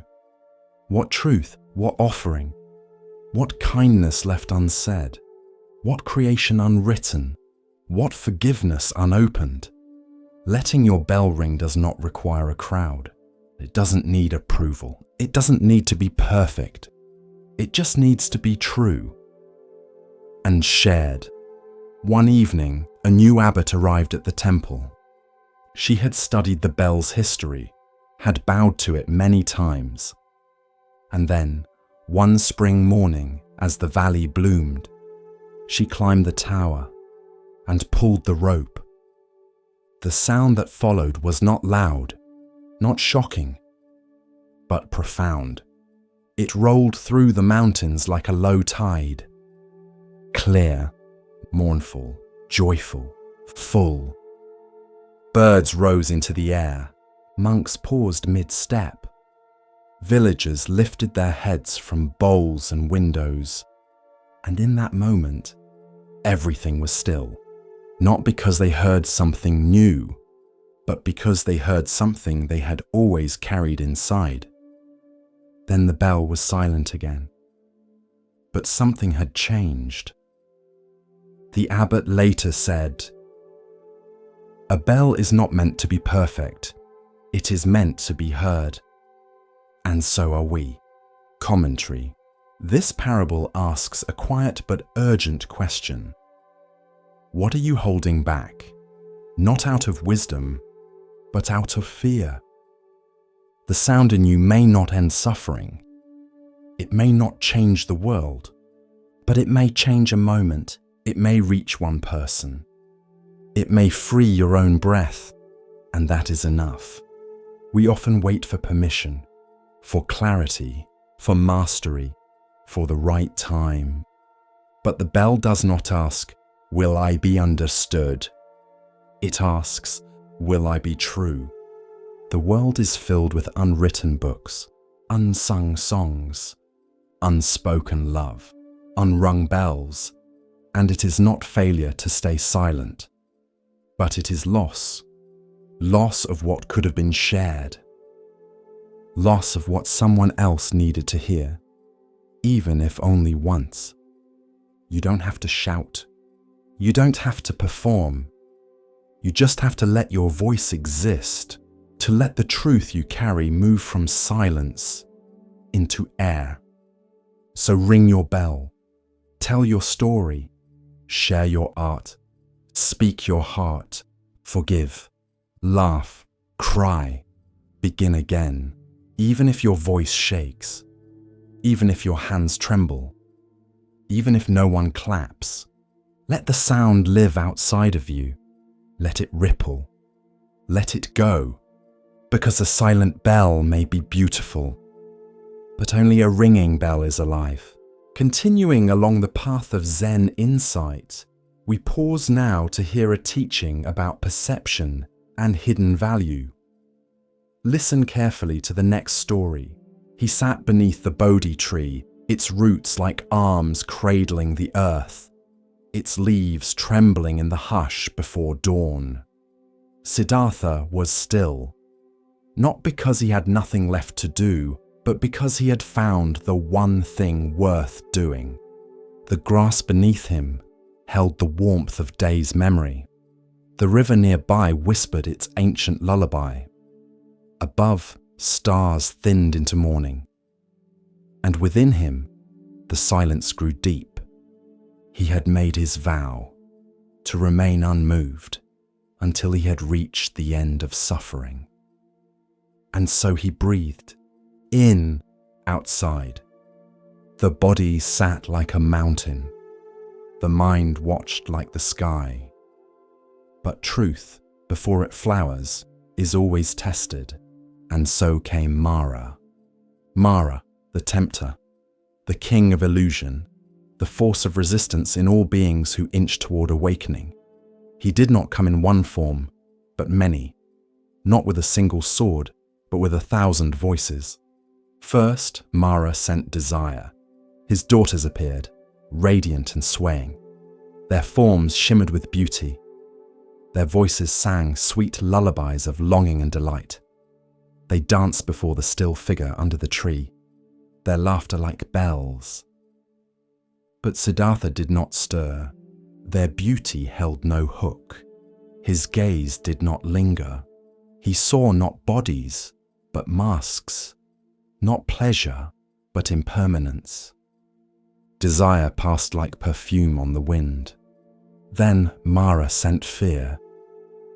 The sky darkened, thunder cracked, demons emerged from shadows, fangs bared, eyes aflame, weapons of fire and bone in hand.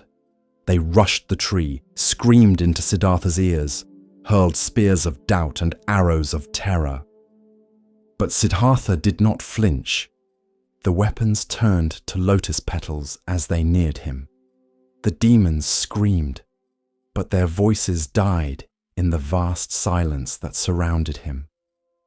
Fear had no place where nothing was clung to. Next came pride.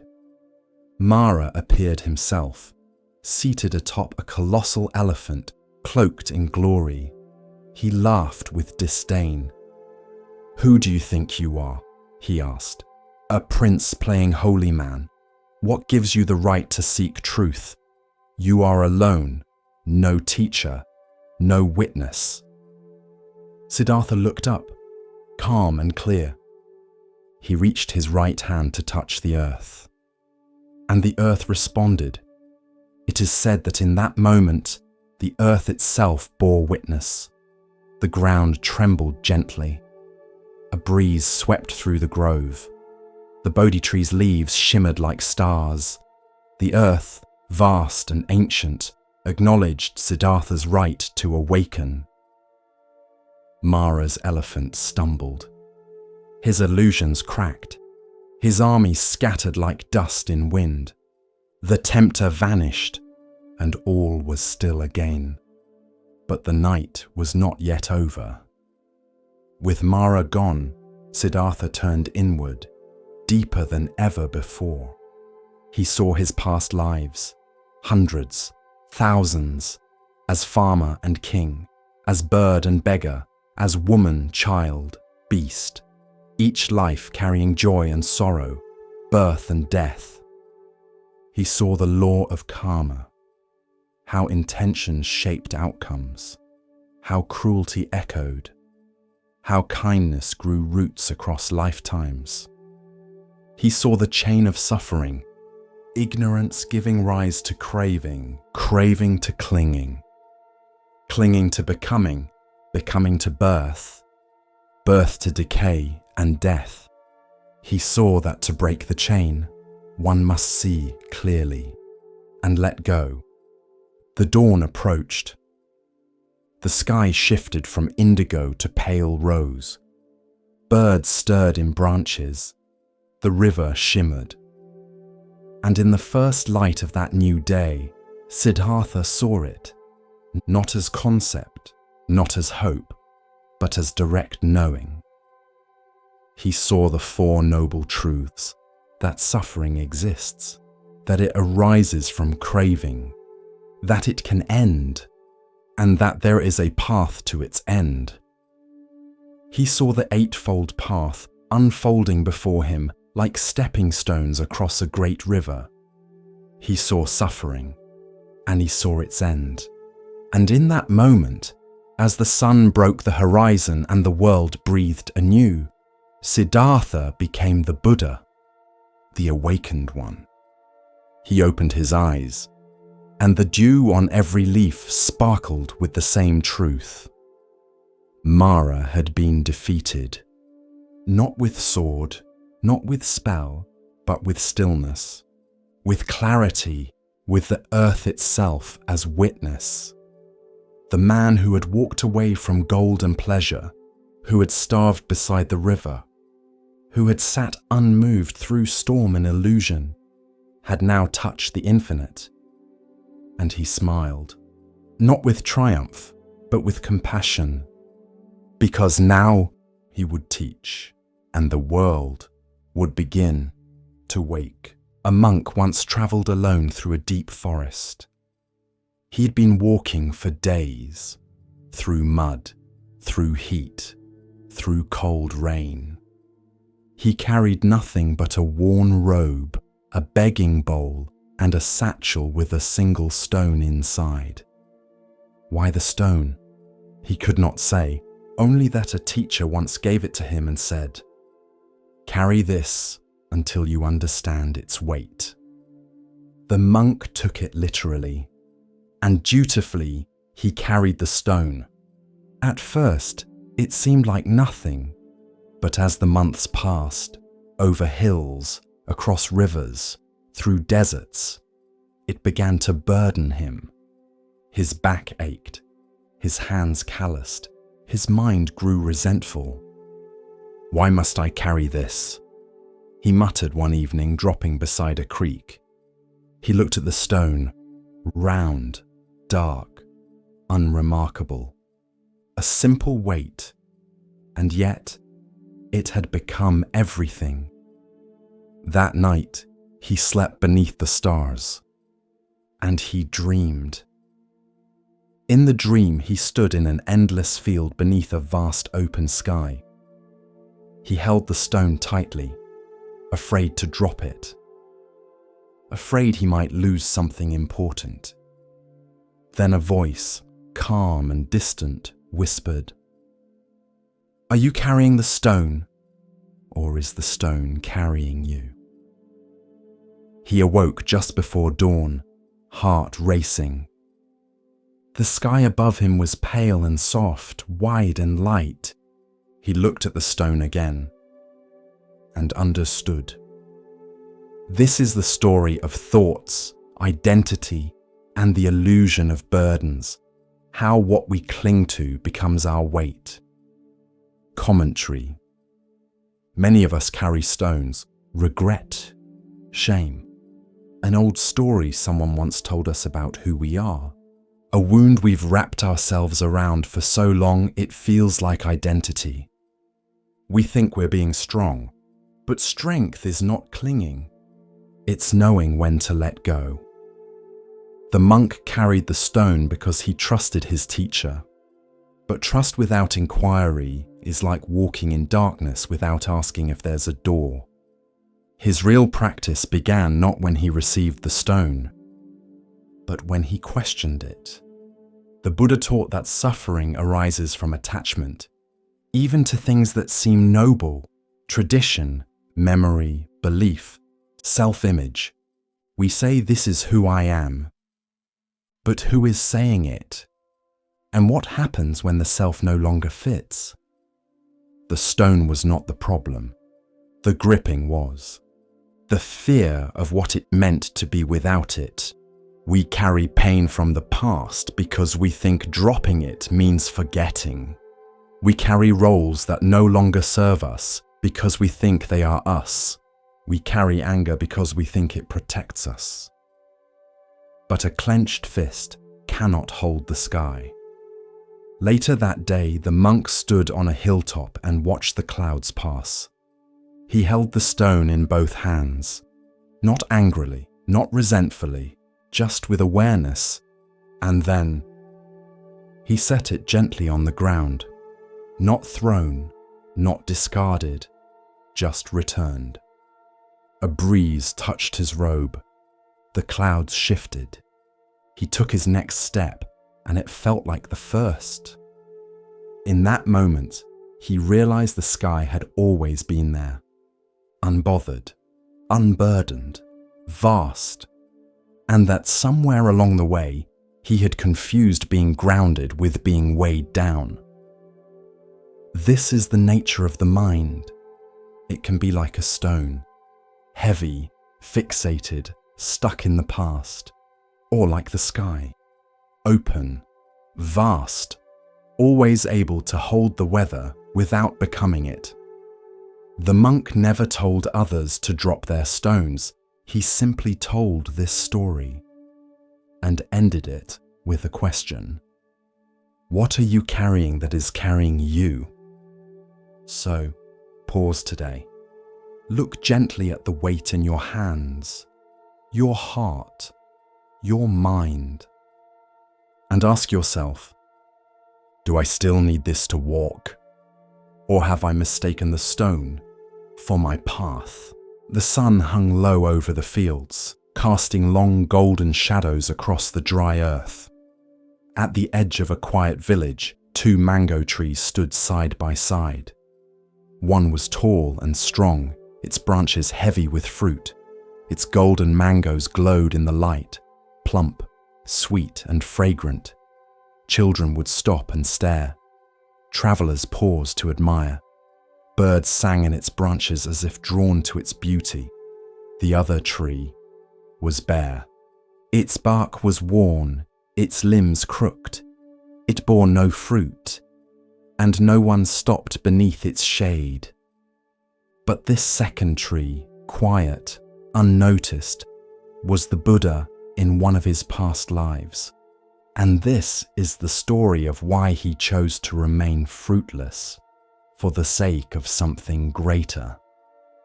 Long ago, the land had been wild. The forest grew thick around a small monastery where a humble sage lived with his disciples. He taught them to observe closely, to see not just what was obvious, but what was true. One morning, while walking through the woods, the sage turned to his students and pointed at 2 saplings growing side by side. These trees, he said, were born at the same time, but they will live very different lives. The students blinked. They look the same, said one. The sage only smiled. Wait. And the years passed. The first tree grew fast. Its branches stretched wide. Its roots drank deep from the stream nearby. And when its first mangoes came, the villagers discovered them. Sweet as honey, smooth as silk. They came in crowds. Children climbed its limbs. Merchants took its fruit to sell in town. Goats rubbed their backs against its bark. Travelers broke its twigs for kindling. Even the birds, once gentle, began to peck at its flowers for their scent. And still, the tree gave, but over time it began to lean. A branch cracked under a child's foot. Its roots loosened from the trampling of cattle. The fruit became harder to grow, and some seasons it had none at all. Still, the people came. The second tree grew quietly. It bore no fruit. No children climbed it. No travelers plucked its leaves. Birds rested gently in its shade but never stayed long. The villagers ignored it. But its bark stayed smooth. Its roots grew deep. Its trunk remained upright and still. And it watched. One summer, the king of the region came to the forest on retreat. He set up camp near the fruiting tree. His cooks, servants, and soldiers lounged beneath its shade, praising its sweetness. Then one of the ministers said, "If this tree has served so well, why not cut it down? The wood would make fine furniture. The fruit is nearly gone, but its trunk could be carved into chairs for your throne room." The king, intrigued, gave the order. And the next day, the great fruiting mango tree was felled. Its branches snapped, its trunk cracked open. Its roots, noble and deep, were torn from the earth, and all the forest fell silent. Later that week, the king walked through the woods again and saw the second tree, bare, small, and unremarkable. "What of that one?" he asked. His minister shrugged. "No fruit, no use, not even shade. Let it be." And so it was spared. The sage, watching from a distance with his disciples, bowed slightly to the bare tree. "Do you see?" he said. "Sometimes what survives is not what shines the brightest, but what draws the least desire." The disciples looked at him with puzzled eyes. "But Master, was the fruiting tree not noble? Was its generosity not good?" "Yes," the sage said gently. "It lived a life of service, and that is honorable." He looked toward the bare tree, but this one made a choice, a quiet choice. It saw what happened to its brother, and though it too could have borne fruit, it chose not to, for the sake of survival, for stillness, for watching without being consumed. Many lifetimes later, the Buddha would recount this story to his own monks. He would say, "There are times to serve and times to endure. There is merit in offering yourself to the world, and wisdom in stepping back, not from fear, but from foresight." And the story passed through generations, told to children not to make them afraid of giving, but to teach discernment, to remind them that not all service must be seen, that sometimes quiet restraint is a form of compassion too, because the world will always chase what glows, but sometimes what glows too brightly gets torn down, and what stands quietly survives to keep teaching.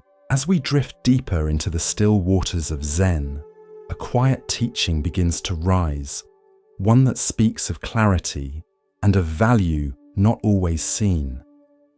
Listen gently now. The next story begins. Once there was a king who ruled over a vast and golden land. His palace was made of marble and sandalwood. His robes shimmered with threads of moonlight. His name echoed through the valleys like a song carried on wind. But one day, in the middle of a grand festival, the king grew suddenly tired. He stepped away from the court, laid down in the shade of a fig tree, and closed his eyes, just for a moment. And in that moment, he dreamed. In the dream, he was no longer a king. He was a farmer. His hands were calloused. His home was a straw hut. He tilled the soil each morning, worked through sweat and storm, and fell asleep beside a dying lantern. Years passed in this dream. He married, had children, lost crops, buried a son. He aged, sickened, and finally lay dying in his dream bed of straw, holding his daughter's hand. As he drew his last breath, he awoke, back under the fig tree, back in silk, back in the sound of distant music from the palace. No time had passed. Only the blink of an eye. He sat up and wept.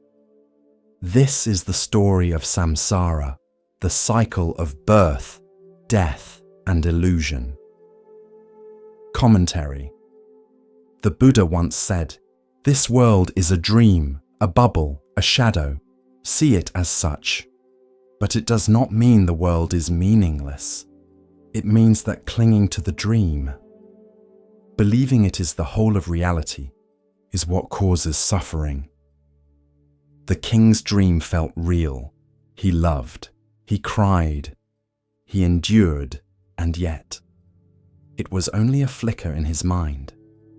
When he awoke, he was still himself, still whole, still the same awareness, only now, clearer. So too with rebirth. You are born into a form, live a life, gather names, habits, memories, and when that form ends, the awareness that knew it does not die. It simply moves, like a dreamer waking into another dream. Samsara is not a punishment. It is a lesson, a series of dreams to awaken from. Not by denying them, but by seeing through them. When the king returned to court, he no longer ruled with pride. He ruled with humility, with tenderness, as one who knew that even a crown is made of the same dust as a farmer's hoe. He often sat under that same fig tree in silence. When people asked why, he would only say, "That is where I remembered." One day, he invited monks to his court. Among them was a sage known for his stillness. The king asked him, "How do I know which world is the dream and which is true?" The monk replied with a smile, "Ask the one who is watching them both." Who is that? The witness, the awareness, the one who saw the king dreaming of the farmer, the one who sees you dreaming this life. It is not your name, not your face, not even your memories. It is that which knows, always watching, always here, even as the dream changes. This is the mind beyond mind, the unshaken center, the part of you that does not sleep, even when the body rests. The Buddha's teachings do not try to wake you with alarm bells. They whisper. They let you walk the path until one day, under a tree or beside a river or in a quiet moment between breaths, you see it for yourself. This is a dream. And yet, I am real. The king died many years later, not in fear, but as one who knew how dreams begin and end. He left behind a poem carved into the fig tree. When I was awake, I thought I ruled. When I slept, I thought I served. Now I know I am neither. I am the dreamer and the waking.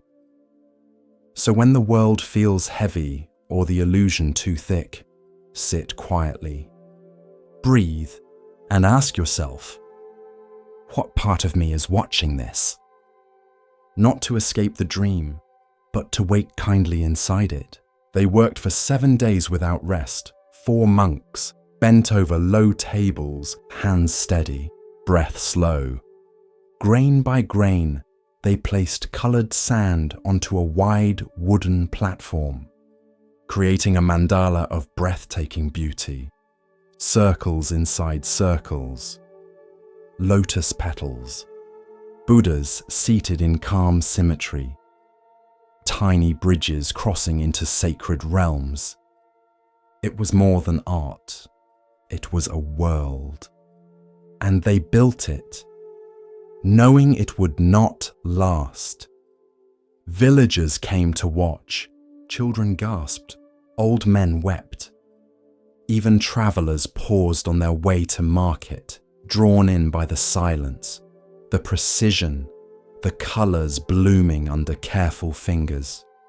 Each night, the monks covered the mandala with a cloth. Each morning, they returned to their posture, like time itself had been paused. Not one grain out of place, not one breath wasted. On the 8th day, the abbot arrived. He walked around the mandala in silence, once, twice. Then he bowed and said only 4 words, "It is time now." One of the monks picked up a long white feather He reached toward the center of the mandala and drew a single line through it. The design fractured instantly. A second stroke, then a third. The patterns dissolved. The colors blurred. What had taken a week to build unraveled in minutes, like a dream returning to mist. Some gasped, others cried, but the monks only bowed, then gathered the sand in a simple clay bowl. They walked together to the river. With a small prayer, they tipped the bowl, and the sand returned to water, color to flow, form to formlessness. Gone. This is the story of letting go, of beauty not owned, of effort not clung to, of creation not possessed. Commentary. The sand mandala is one of the clearest teachings in Mahayana Buddhism, not because of how it looks, but because of what happens after. In the West, we celebrate permanence. We build to last. We frame art. We publish books. We try to leave a legacy. But in Buddhism, there is no permanence, only appearance, only change, only flow.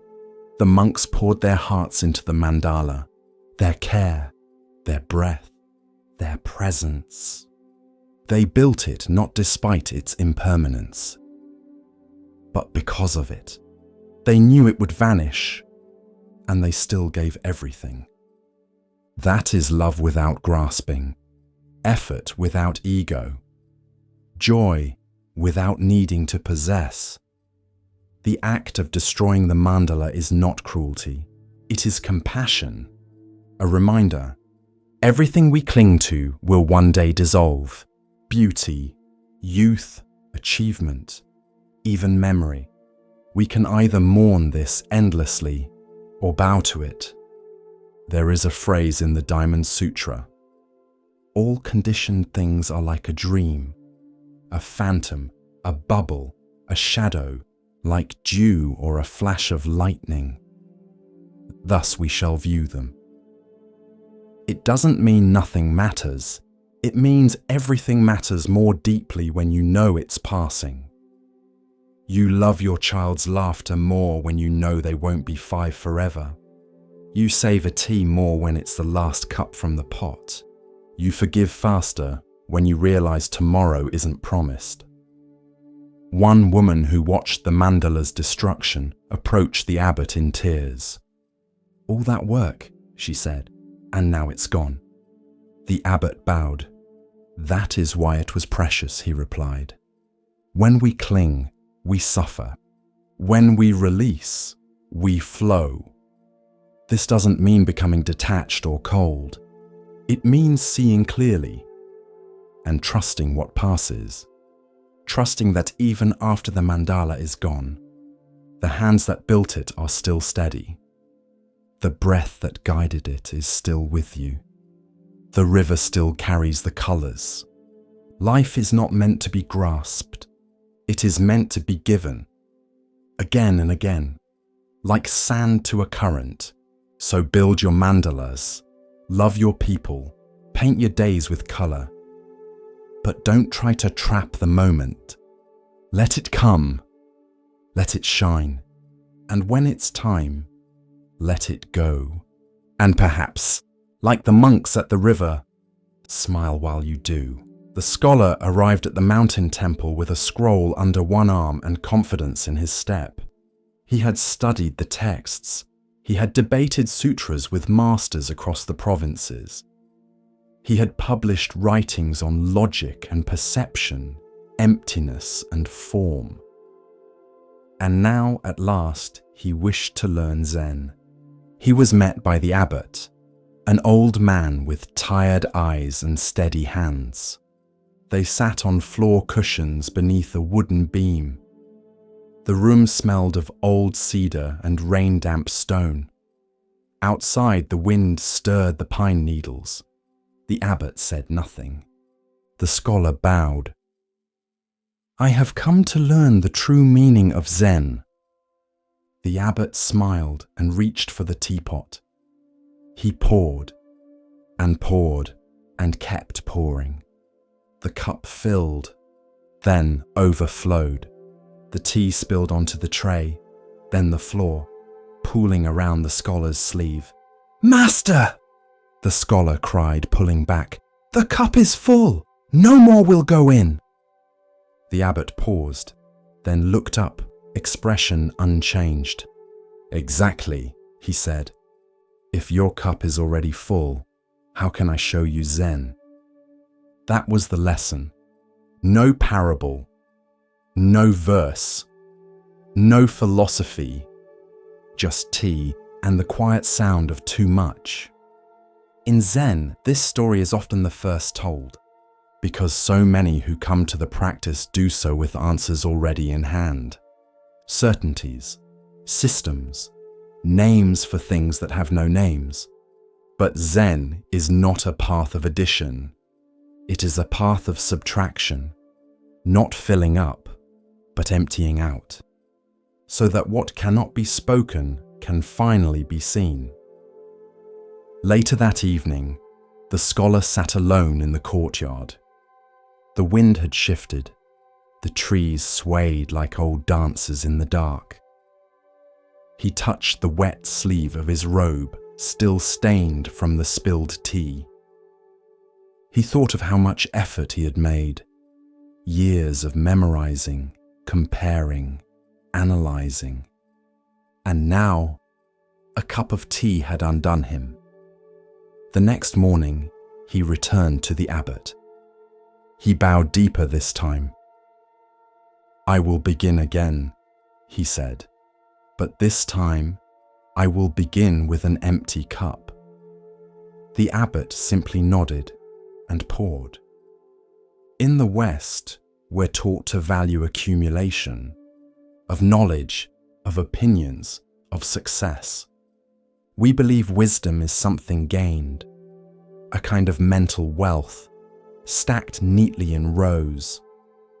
But in Zen, true seeing begins only when the shelves collapse, when we stop trying to name the wind and instead feel it on our skin.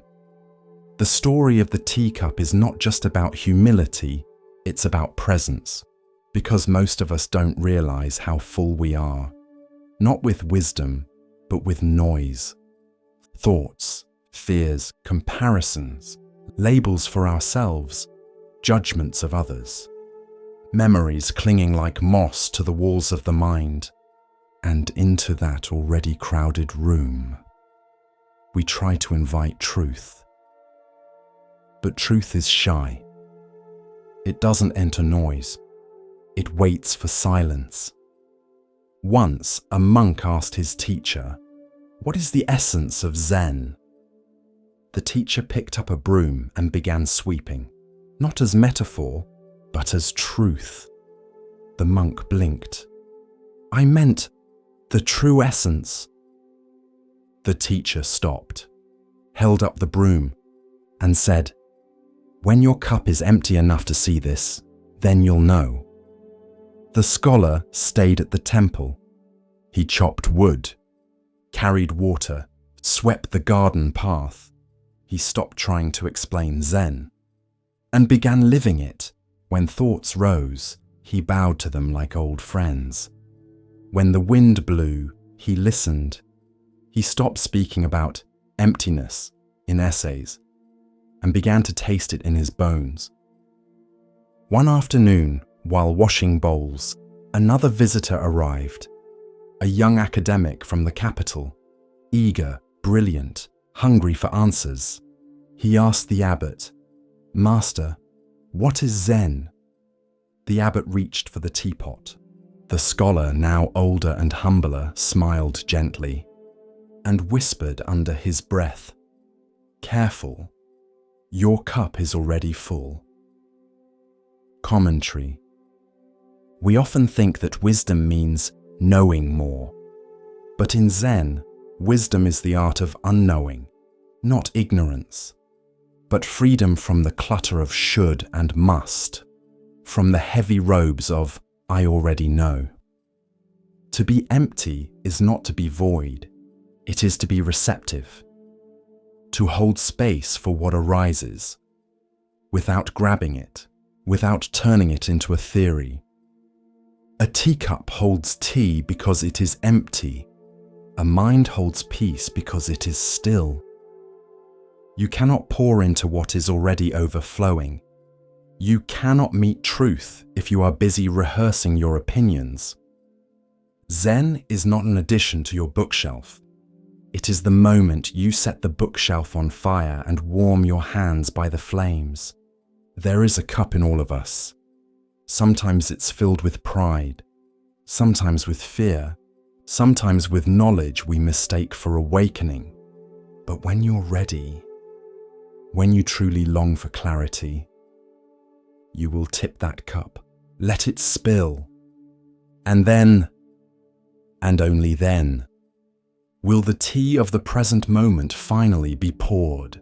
With each breath, we continue our journey through the wisdom of Zen, where the smallest stone may hold the greatest truth.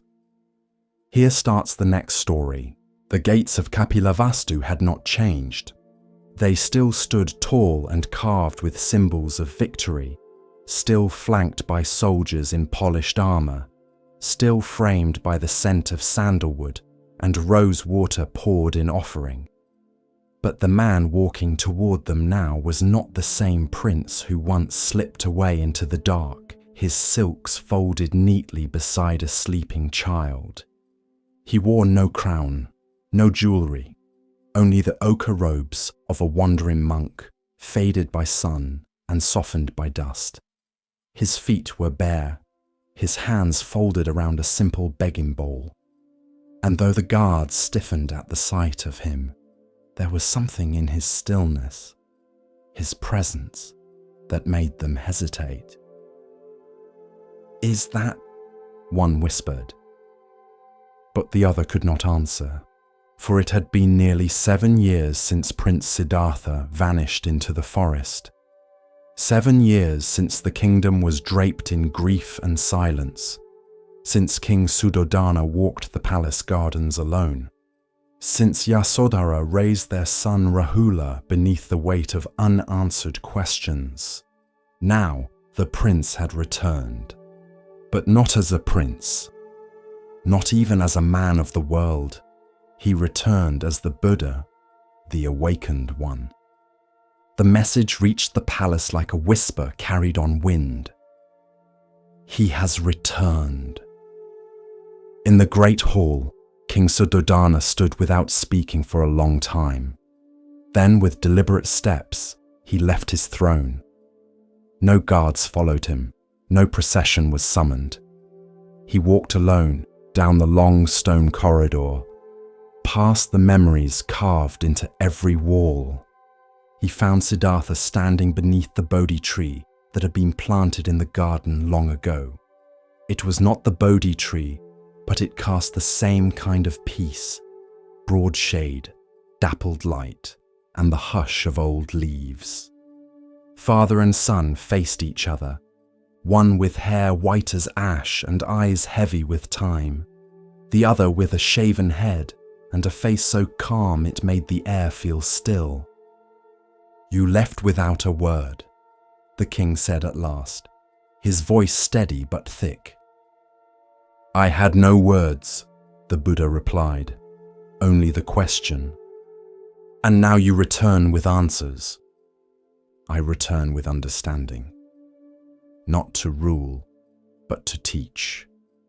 Not to reclaim, but to share." The king looked at him long and deeply, as if trying to trace the child he once cradled, the young man who rode out in golden chariots, the son who vanished like a dream before dawn.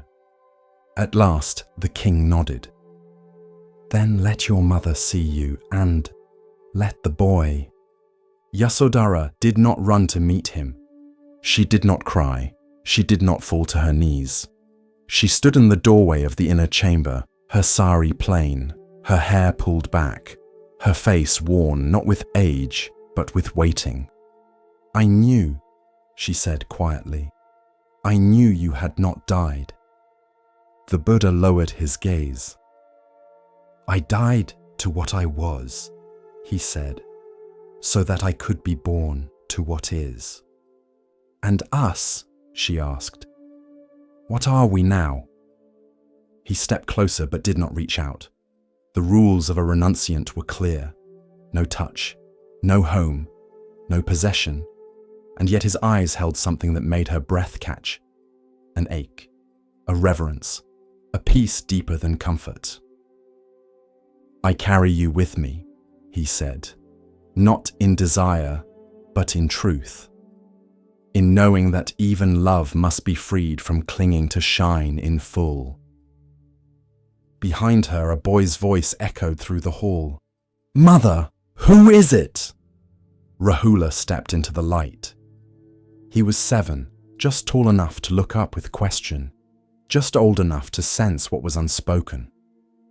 His eyes, so like his father's, widened as he saw the man in robes. He looked at his mother, then back at the man. Is this?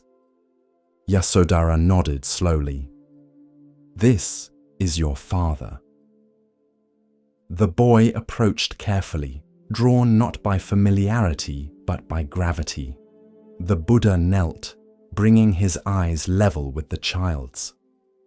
Rahula looked at the robes, at the bowl, at the bare feet, dusty and calloused. You are a king, the boy said. I was, the Buddha replied, but everyone says you will always be a king. I have chosen another path. Why? The Buddha did not speak right away. Instead, he looked at Rahula, not with the eyes of a father returning, but with the gaze of one who sees the seeds of suffering in even the smallest questions. To be a king is to protect borders, he said. But the greatest kingdom is not land, it is the mind. I left to master that realm, and to help others do the same. Rahula stared at him, then reached out, tentatively, silently, and touched the bowl in his father's hands. Are you hungry? I eat only what is given freely. The boy blinked. I'll give. The next morning, as sunlight touched the eastern gate, the people of Kapilavastu gathered in the streets. They had heard. They had whispered. Some had doubted. Others had hoped. Now they saw. The Buddha walked barefoot through the city with his disciples behind him, his bowl held gently, his eyes neither lifted in pride nor lowered in shame. Just present. And beside him, a small boy walked, his steps careful, his face solemn. Who is that? People whispered. That is his son, someone said. That is Rahula. When the procession reached the palace gates again, Rahula turned to his mother. I want to go with him, he said. Yasodhara's heart trembled. You are still young, she whispered. You have not seen the world. But I have seen him, Rahula said, and he is the world. She knelt and held his face in her hands, kissed his forehead, and let him go, not out of abandonment, but out of trust. Rahula turned to his father. Teach me. That night, under a canopy of stars, the Buddha gave his son the precepts. A child novice, a seeker born not of blood, but of choice.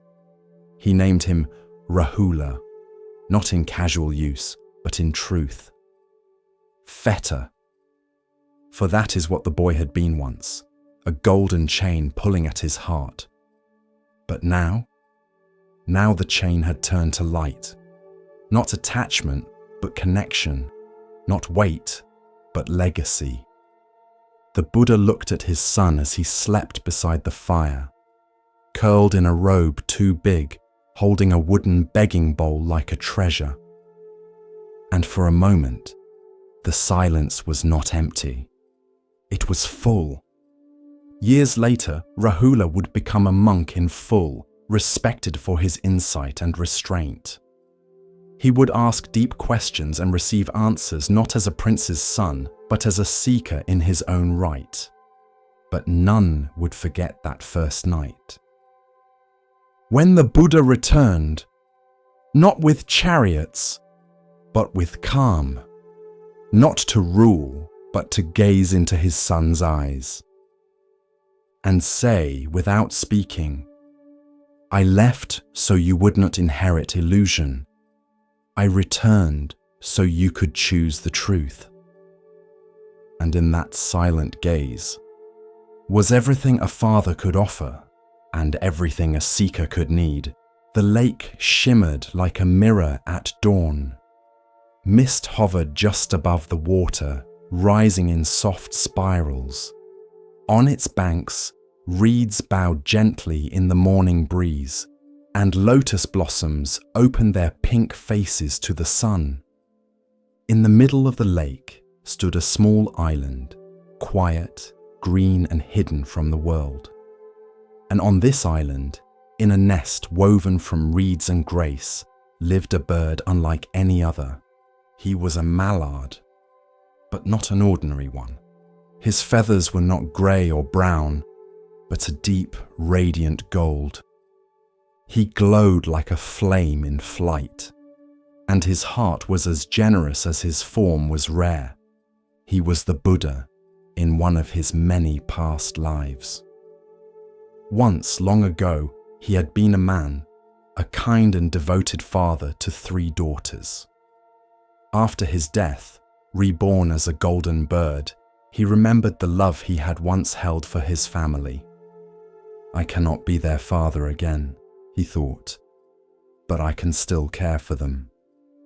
So he flew across hills and rivers, forests and fields, until he reached the cottage where his daughters now lived, alone, in quiet poverty. He landed gently on the windowsill. When the eldest daughter saw the glowing bird, her eyes widened.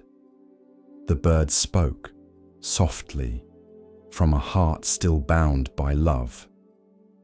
"I have come to help. Pluck one of my feathers and sell it.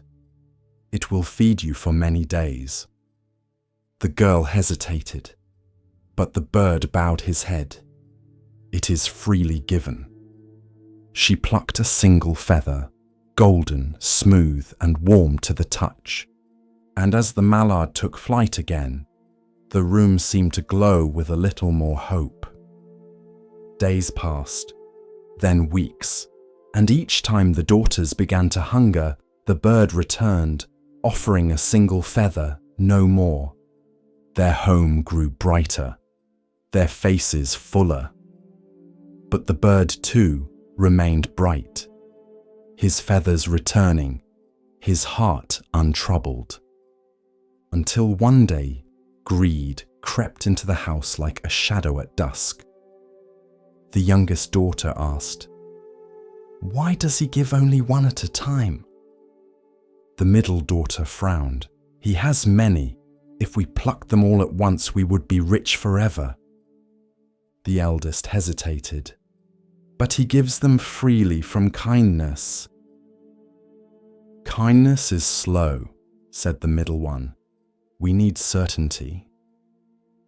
And so, one morning, when the golden mallard returned, the daughters did not greet him with bows or thanks. They seized him and plucked, not one, but all. The bird cried out, not in pain, but in sorrow. His wings weakened. His glow faded. The warmth in his eyes dulled like a dying flame.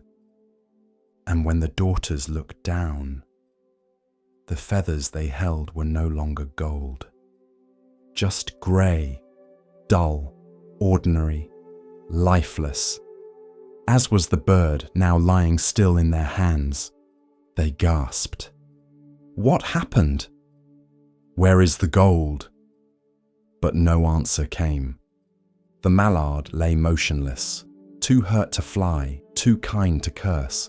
and the daughters, stunned and panicked, placed him back in the nest of reeds on the island, hoping he would heal. Weeks passed. The bird recovered. His feathers grew back, slowly, one by one. And though they shone again, he never returned to the cottage.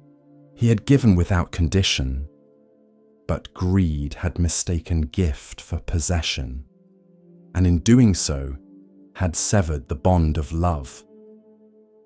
In the forest beyond the lake, an old monk would later say, "A gift freely given must be received with humility. To snatch what is not offered is to lose more than gold. It is to wound the very heart that loves you." In time, the daughters came to understand their mistake, not because they lost their wealth, but because they lost his trust, and no coin can buy that back. The tale of the golden mallard spread from one village to another, told by firelight, whispered by parents to children, painted on temple walls in hues of radiant yellow, not as a warning against birds, but as a lesson about giving and taking. Because true generosity is not a stream to be dammed. It flows, it offers, but it must never be forced. And the purest gifts come not with conditions, but with open wings. In the quiet of a forest monastery, the Buddha once said to his disciples, "There is giving that seeks applause, and there is giving that seeks nothing. The first shines for a moment, the second for lifetimes." In the heart of the city of Vaishali, not far from the clamour of markets and the perfume of jasmine, there lived a man unlike any other. He was wealthy, yes. His robes dyed in saffron and silk, his estate wide as a lake. He was respected, known to governors and scholars alike. He was a householder, a father, a merchant. But more than that, he was awake. His name was Vimalakirti. Unlike the monks, he did not wear simple robes. Unlike the ascetics, he did not live in the forest. He lived in the world, but not of it. He walked through noise with the silent mind. He moved through illusion without being caught. And so his teachings were sharper than sermons. His presence, more disruptive than thunder. One day, it was said that Vimalakirti had fallen ill, not from weakness, but from compassion. He had taken on the sickness of the world, so others might awaken. Word reached the Buddha and his disciples, so the Buddha asked, "Who will go and visit the ailing Vimalakirti?" One by one, the great disciples declined. Shariputra, Maudgalyayana, Ananda. Each said, "Master, I cannot. I have debated Vimalakirti before, and I was humbled." Because this layman, this non-monk, non-official, had a clarity that even the great arhats could not match. His words undid your logic. His questions pierced through pride. He was kind, but unshakably sharp. At last the Buddha turned to Manjushri, the bodhisattva of wisdom, and Manjushri, without hesitation, said, "I will go." So Manjushri entered the city, accompanied by heavenly beings, monks and devas. He found Vimalakirti reclining on a simple bed beneath a flowering tree. His eyes were calm, his illness invisible, his presence unmistakable. Manjushri bowed. "Venerable one," he said, "how should a bodhisattva view the world?" A simple question. And Vimalakirti answered not with poetry, but with paradox. A bodhisattva views the world as a magician views an illusion, as a dream, as a mirage, as a bubble on water. Manjushri asked again, "What is the root of this illness?" Vimalakirti replied, "The root of my sickness is the sickness of all beings. When they are healed, I will be healed too." And then he began to teach, not with lectures, but with reversals. He said a bodhisattva must live in the world without being trapped by it, must speak without attachment to words, must enter duality in order to transcend it. His home became a Dharma hall, his bed a throne of emptiness. Then came the final deepest question. Manjushri asked, "What is the ultimate teaching of non-duality?"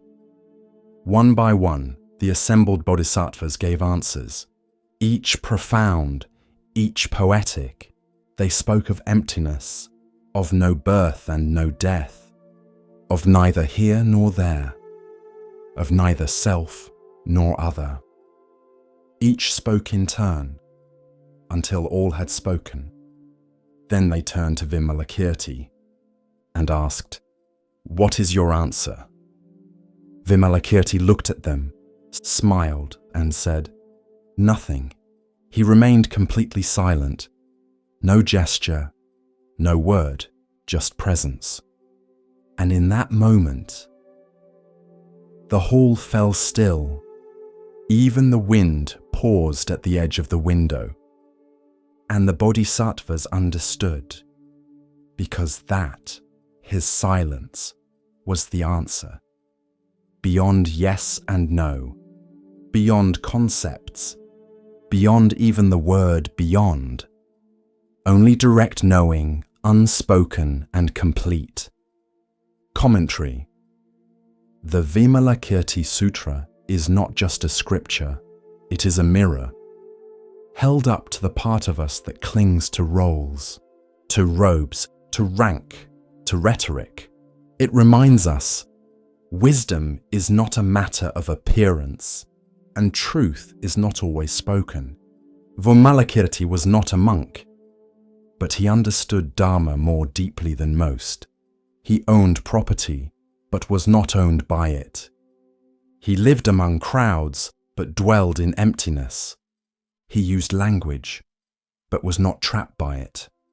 And when the time came to speak of non-duality, he let silence do the speaking.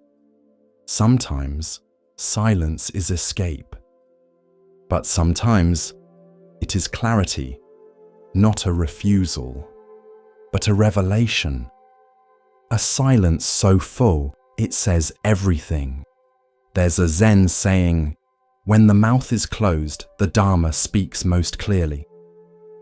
This is what Vimalakirti embodied, the wordless transmission, the truth beyond fingers pointing to moons. In our world, we often rush to speak, to fill the space, to define, to prove.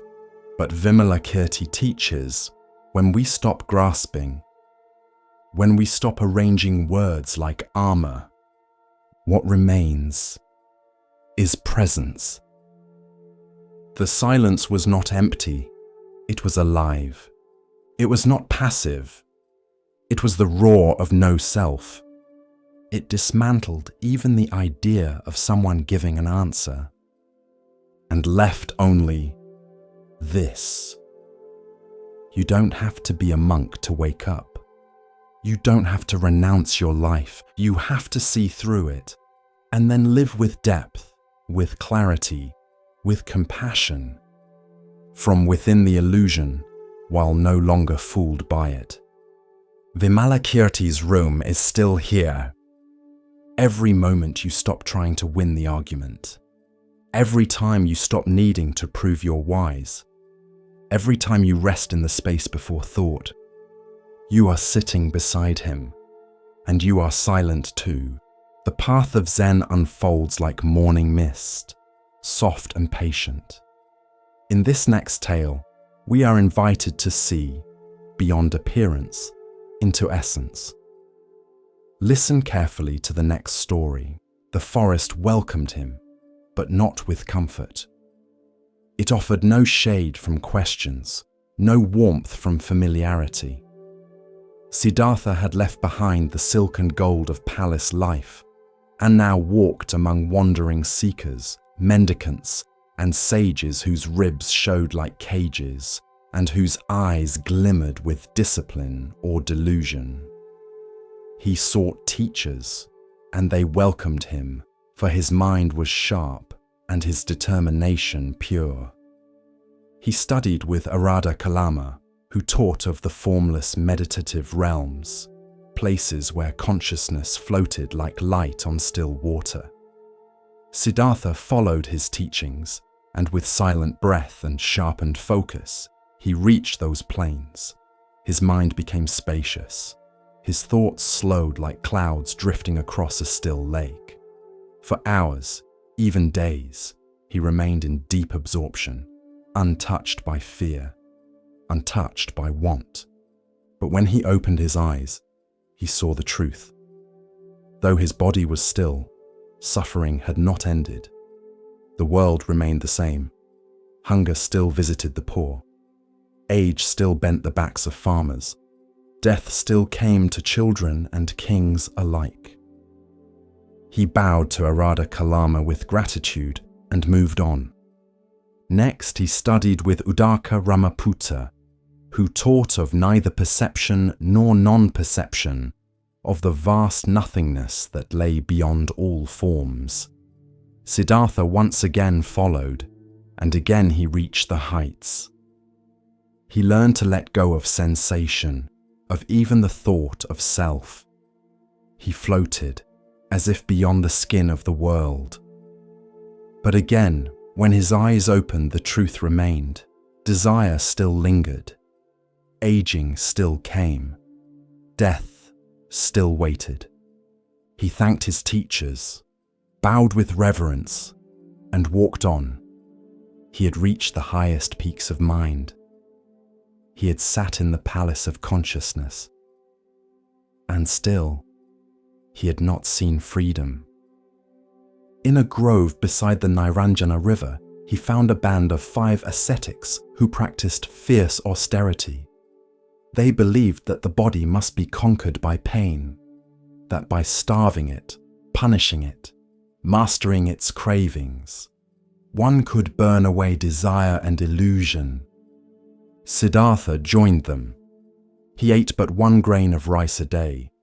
He chewed each grain for long minutes until it dissolved like a breath. He slept in the open, through storm and frost, curled against the roots of trees, his robe no thicker than air. He held his breath until his vision blurred and his head rang with wind. His limbs withered. His skin clung to his bones like silk over stone. His hair fell in clumps, and birds perched near him, thinking him a branch. He listened only to silence. He welcomed pain. He thought it would purify him, but the fire of truth did not rise. He could silence the body. He could silence even the mind, but the ache remained. The ache that asked, why do we suffer? Why do we cling? What ends the endless turning of sorrow? One day, as he bathed in the river, he collapsed from weakness. The water barely reached his knees, yet his strength failed him. His vision dimmed, the world tilted. A young girl named Sujata saw him and, moved by compassion, offered him a bowl of rice milk. Her hands trembled as she knelt before him, unsure if he was a spirit or a dying man. The milk was warm, the grains soft. As it passed his lips, his body stirred, not with indulgence, but with remembrance. The body was not the enemy, nor was the world. In that moment, clarity dawned. This was not failure, this was insight. Neither indulgence in luxury, nor torment of the flesh had freed him. He had lived both extremes. He had walked both shores, and both had kept him bound. He would walk the middle way, not soft and yielding, nor rigid and cruel, not drowned in pleasure, nor crushed by pain, but steady, balanced, awake. He stood and walked back to the grove. The 5 ascetics saw the softness in his step, the color in his cheeks, and they scorned him. "He has abandoned the path," they whispered. "He has turned back to comfort." But Siddhartha knew better. He did not argue. He did not explain. He simply bowed and walked on.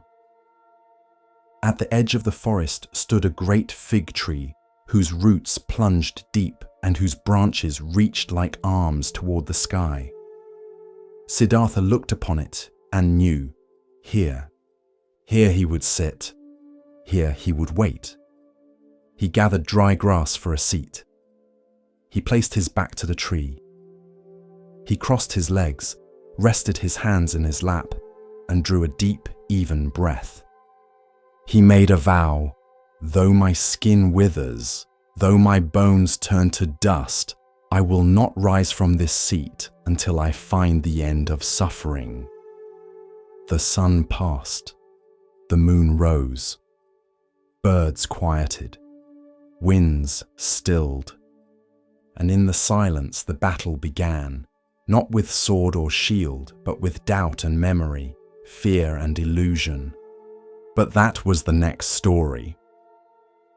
For now he sat, still, the seeker who had tasted every path, now ready to look within. The next chapter had begun. In the 17th century, Japan was changing. Temples were quiet. Monks walked with their hands folded inside sleeves, heads bowed against the cold wind of politics, poverty, and war. But in Kyoto, a monk named Tetsugen Doko had a dream: to bring the sutras, the sacred texts of the Buddha, to the people. Not locked away in elite monasteries, not spoken only in the high Chinese script of scholars, but printed, in Japanese, on paper, so the common farmer, the weaver, the rice merchant, and the child sweeping the temple steps could read the Buddha's words. He would print them, all of them, in woodblock form, an enormous undertaking. Tetsugen began with nothing, no paper, no ink, no press, no woodblocks, just a robe, a bowl, and a vow. So he traveled the countryside, bowl in hand, asking for donations, not for himself, but for the words of the Dharma. At first, people were skeptical. A monk with no monastery, a printing press as a spiritual act. But Tetsugen spoke with quiet conviction. He did not pressure. He did not persuade. He simply bowed and spoke of a dream where truth could be read by all.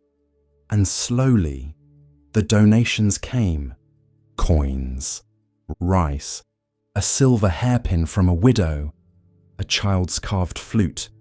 One woman brought a single perfect sheet of handmade paper and said, "I cannot read, but may this help someone who can." Years passed. Tetsugen traveled through mountain towns and port cities.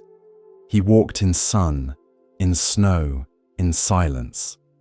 The money piled up, not in bags, but in faith, until finally, he had enough. Enough for paper, ink, carvers, labor. The work could begin, but then disaster struck. The Uji River flooded. A great famine swept across the land. Families went hungry. Children cried into bowls of water. And Tetsugen looked at the money he had gathered. He did not hesitate. He gave every coin to relief. Food was bought, homes were rebuilt, the suffering eased, and the printing dream disappeared for a time. When the crisis passed, Tetsugen began again. From zero, bowl in hand, dust on his feet. The same quiet voice, the same calm vow. This time, people gave more quickly. They remembered, they trusted. He gathered enough once more. The press was readied, woodblocks carved. Then, epidemic. A plague swept through Kyoto. The poor collapsed in alleys.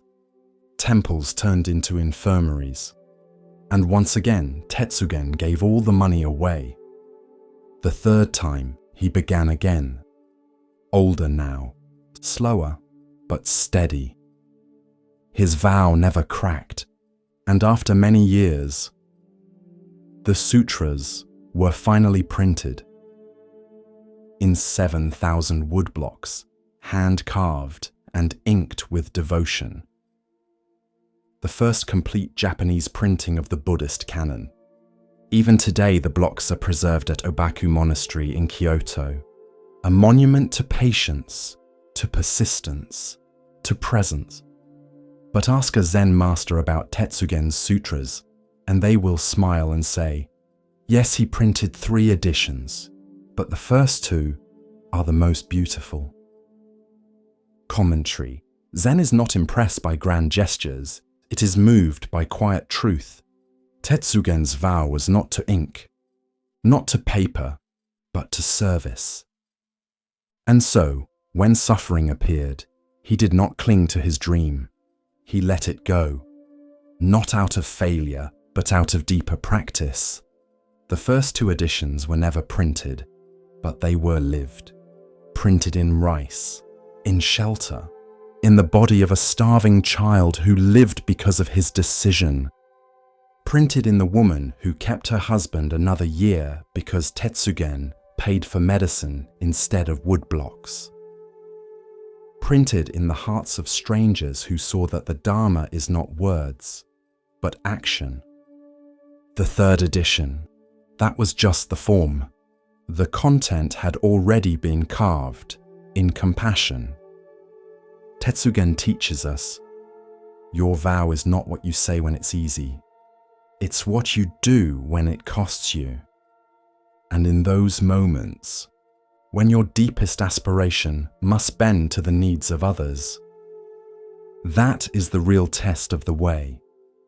We all have sutras we want to print, projects, dreams, a book, a vision, a calling.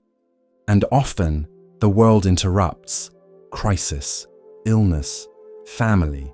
But Zen does not see this as failure. It sees it as opportunity, to offer, to release, to serve something greater than the plan. And when the time is right, you return, you begin again. Because nothing is lost. Each pause is part of the rhythm. Each surrender shapes the heart. Each detour deepens the vow. There is no need to rush. If the heart remains clear, even a delay becomes Dharma. Even an interruption becomes a verse. Even a famine becomes a teaching. Tetsugen walked the mountains for decades, but the greatest thing he carried was patience, a faith that giving is not giving up, and that sometimes the invisible sutras are the ones that save us most. In a mountainside monastery carved from stone and silence, there lived a monk known for his rage.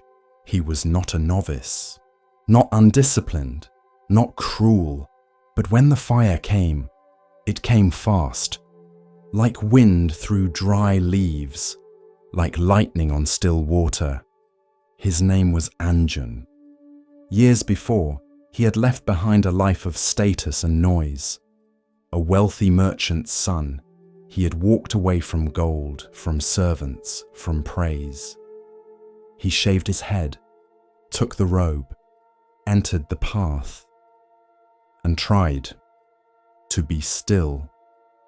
But stillness did not come easily. Not for him. While other monks sat like stones in meditation, Anjun's thoughts raced. While others bowed gently in morning light, his mind bristled at small slights, Careless words, slow movements. He clenched his teeth, gripped his mala beads too tightly, snapped at those who asked too many questions, and always afterward, he regretted it. One morning, a young monk accidentally spilled tea on his robes. Anjun stood. His voice rose like thunder in the sacred hall. "You call this mindfulness?" The novice bowed deeply, trembling, but the damage had been done. Silence followed, heavy and sharp. That evening, the abbot summoned Anjun. He did not scold, did not instruct. He simply handed Anjun a small, empty bowl. "Hold this," he said, "and walk to the old pine tree at the edge of the cliff. Sit there until the bowl is full." Anjun blinked. "The bowl is empty." The abbot nodded. "Fill it with stillness." So Anjun went. The pine tree stood crooked against the sky, its needles sharp as whispers, its trunk weathered by time. Anjun sat beneath it, bowl in lap, confusion in heart. How could he fill a bowl with something that couldn't be seen? Hours passed. Birds called. Clouds shifted. His legs ached. Still the bowl remained. Empty. Still his thoughts churned. "This is foolish. I should be studying. They're laughing at me back at the monastery." The fire stirred again, that old familiar heat. He stood up, ready to leave, but paused, and for the first time, he looked. At the bowl, at the tree, at the sky opening quietly beyond the cliffs, and something softened, not a release, but a noticing that his mind was loud, and the world was not. He sat again, not to succeed, not to prove, but just to be. Days passed. He returned each morning, sometimes with anger, sometimes with peace, sometimes with tears, always with the bowl. He began to notice his breath, not control it, just notice. He began to feel his thoughts, not as commands, but as weather. They came, they went. One day, a beetle crawled across the bowl's rim. Anjun did not flinch, did not swat it away. He watched it, felt its tiny weight, its gentle effort, and whispered, "Thank you." Weeks later, he returned to the abbot. The bowl was still empty, but his eyes were not. They were clear, software still. The abbot smiled. "Did you bring what I asked for?" Anjun bowed. "I did not fill the bowl with stillness, but I emptied it of everything else." This is the story of the angry monk, and how fire, when met with space, becomes warmth. Commentary. Anger is not evil. It is energy. It is fire. And fire can cook food or burn down temples. The Dharma does not teach suppression. It teaches transformation. Anjun did not erase his anger. He sat with it. He saw its roots: fear, pride, expectation, and in seeing it clearly, he softened. You cannot calm your mind by force. You cannot force a bowl to fill with stillness.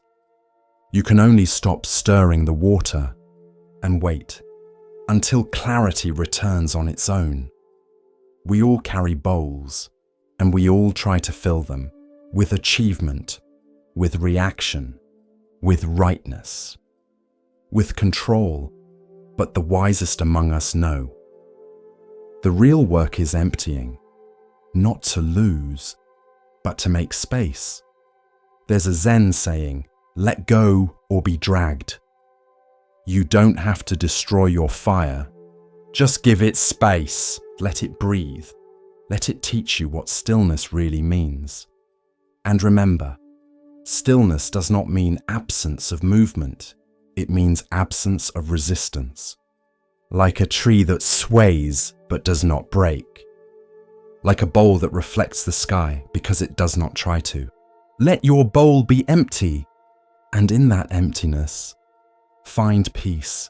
In the hush of understanding, Zen offers us another glimpse of what it means to recognize worth not by weight or shine, but by presence. Here starts the next story. In a cafe by the park, a young boy sat across from his mother.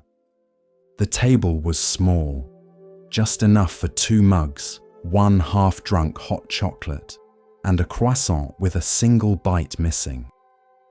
The boy had soft curls, curious eyes, shoes that lit up when he kicked his feet beneath the table.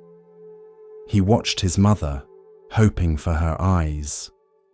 But she was scrolling, thumb steady, neck bent, face bathed in blue light.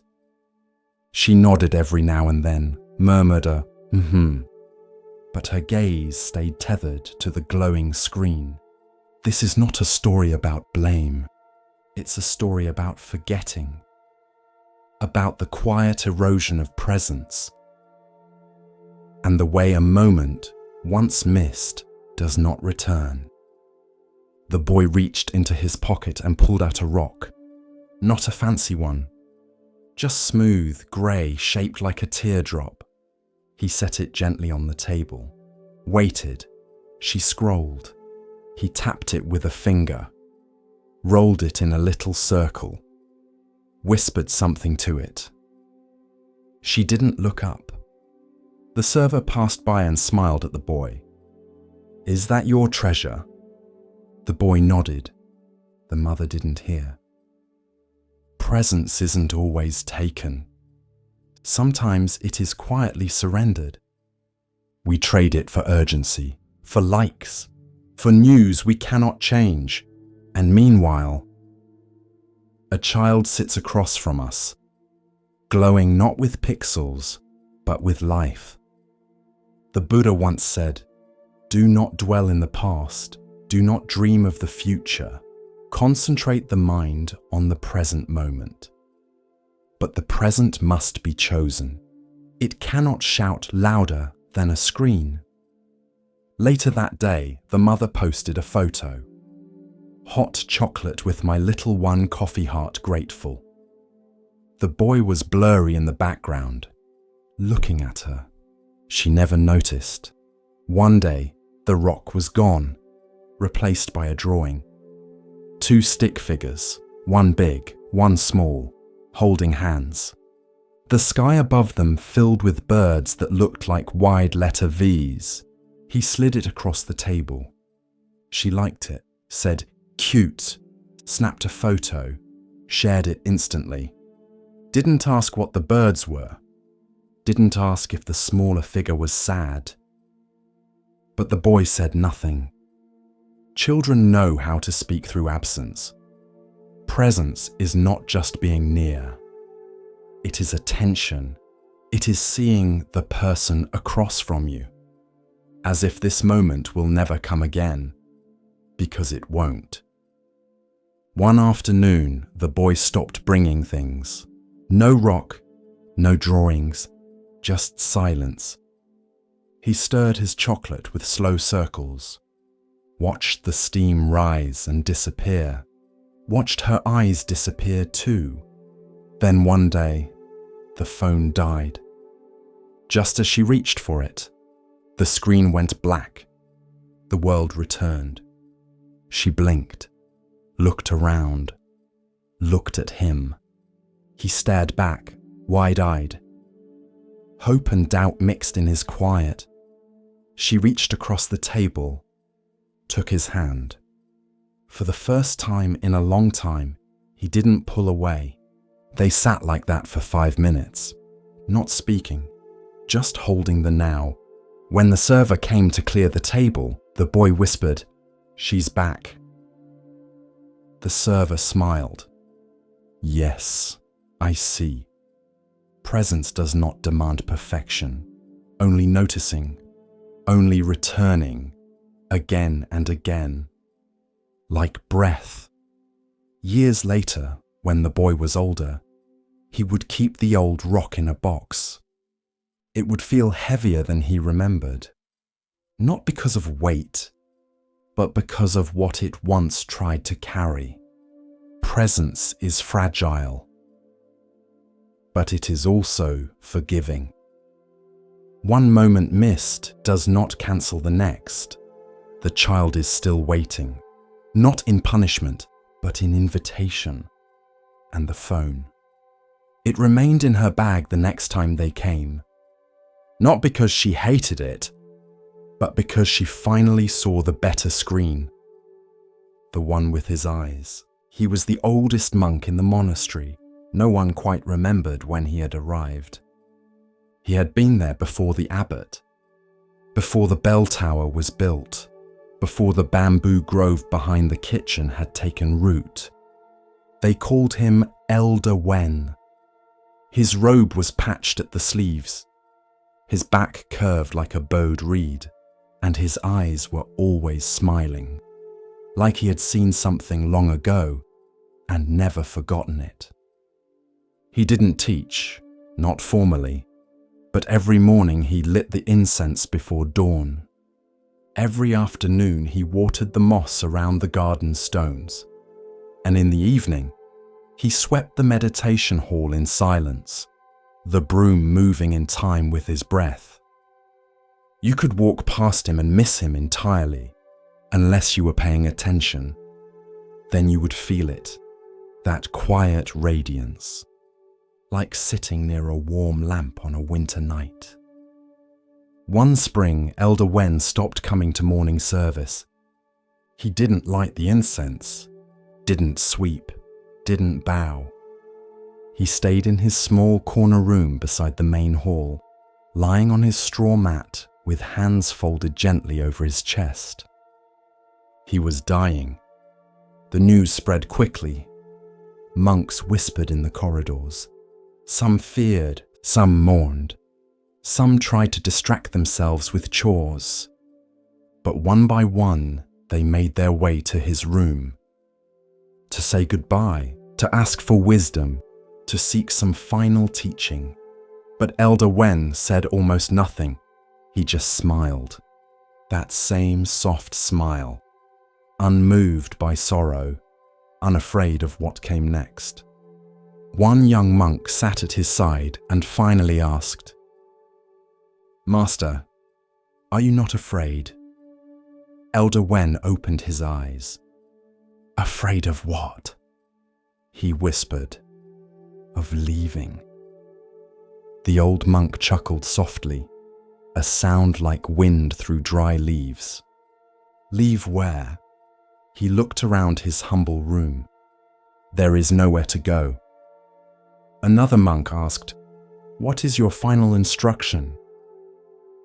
Elder Wen blinked slowly, then raised one trembling hand and pointed to the teacup beside his bed. It was half full. The tea had long gone cold. But the sunlight touched it just so, glinting off the rim. He smiled again, then closed his eyes, and that evening, he passed. As gently as a flame curling into smoke. No struggle, no fanfare, just a long exhale. And stillness. The monks held a memorial. They chanted sutras. They carried his body wrapped in white cloth to the forest. But what they remembered most was not the ceremony. It was the smile. This is the story of death without fear. The final bow of a life lived in awareness. Commentary. In the West, we prepare for death with wills, hospitals, and quiet dread. We pretend it is far away. or we avoid it entirely. But in Zen, death is not the enemy.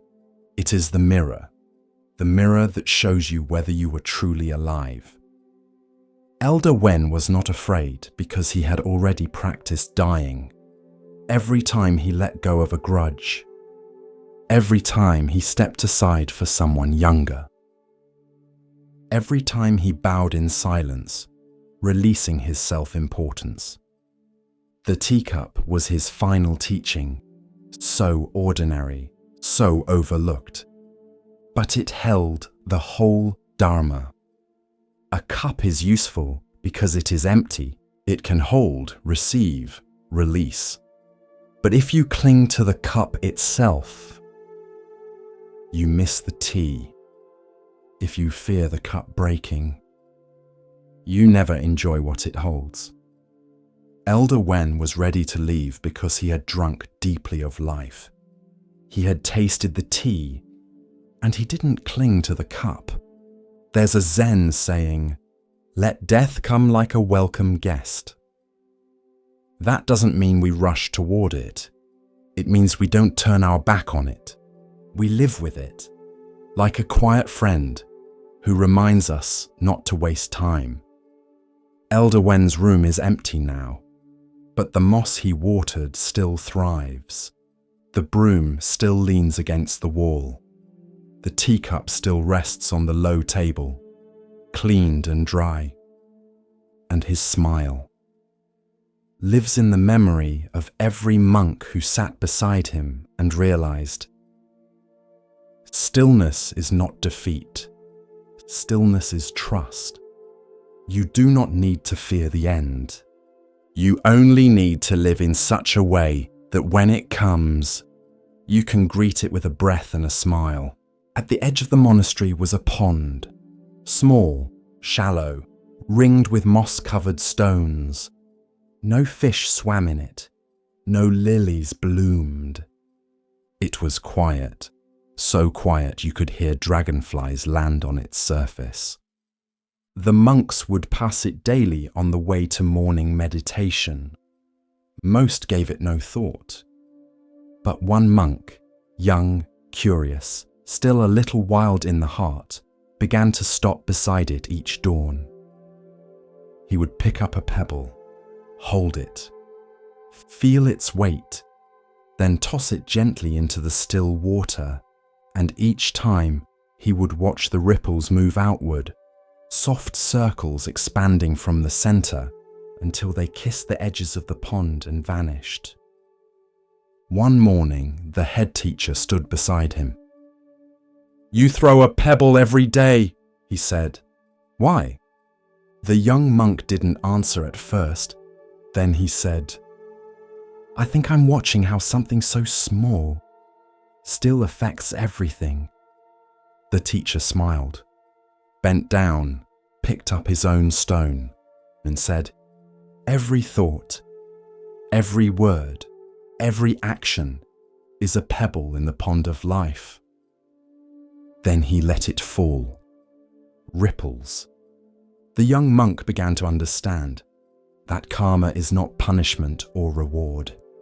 It's simply the rippling of causes. What you do echoes. What you think spreads. Even in silence, something moves outward from you. That evening, while sweeping the courtyard, the young monk accidentally knocked over a jug of water. It splashed against the steps of the shrine. He froze, panicked, but the teacher, watching nearby, only nodded. "You see," he said, "another ripple, but not all ripples are wrong. Just seen." The monk began to practice more carefully. Not just his posture, but his thoughts. He noticed how anger, even when not spoken, changed the air around him. How a quiet smile offered to a passerby lingered like incense. One day, a traveler came to the monastery, troubled, distracted, unable to sit still during meditation. The young monk didn't say much, just poured him tea, listened, and as the man left, bowed gently. Later, the traveler returned, calmer.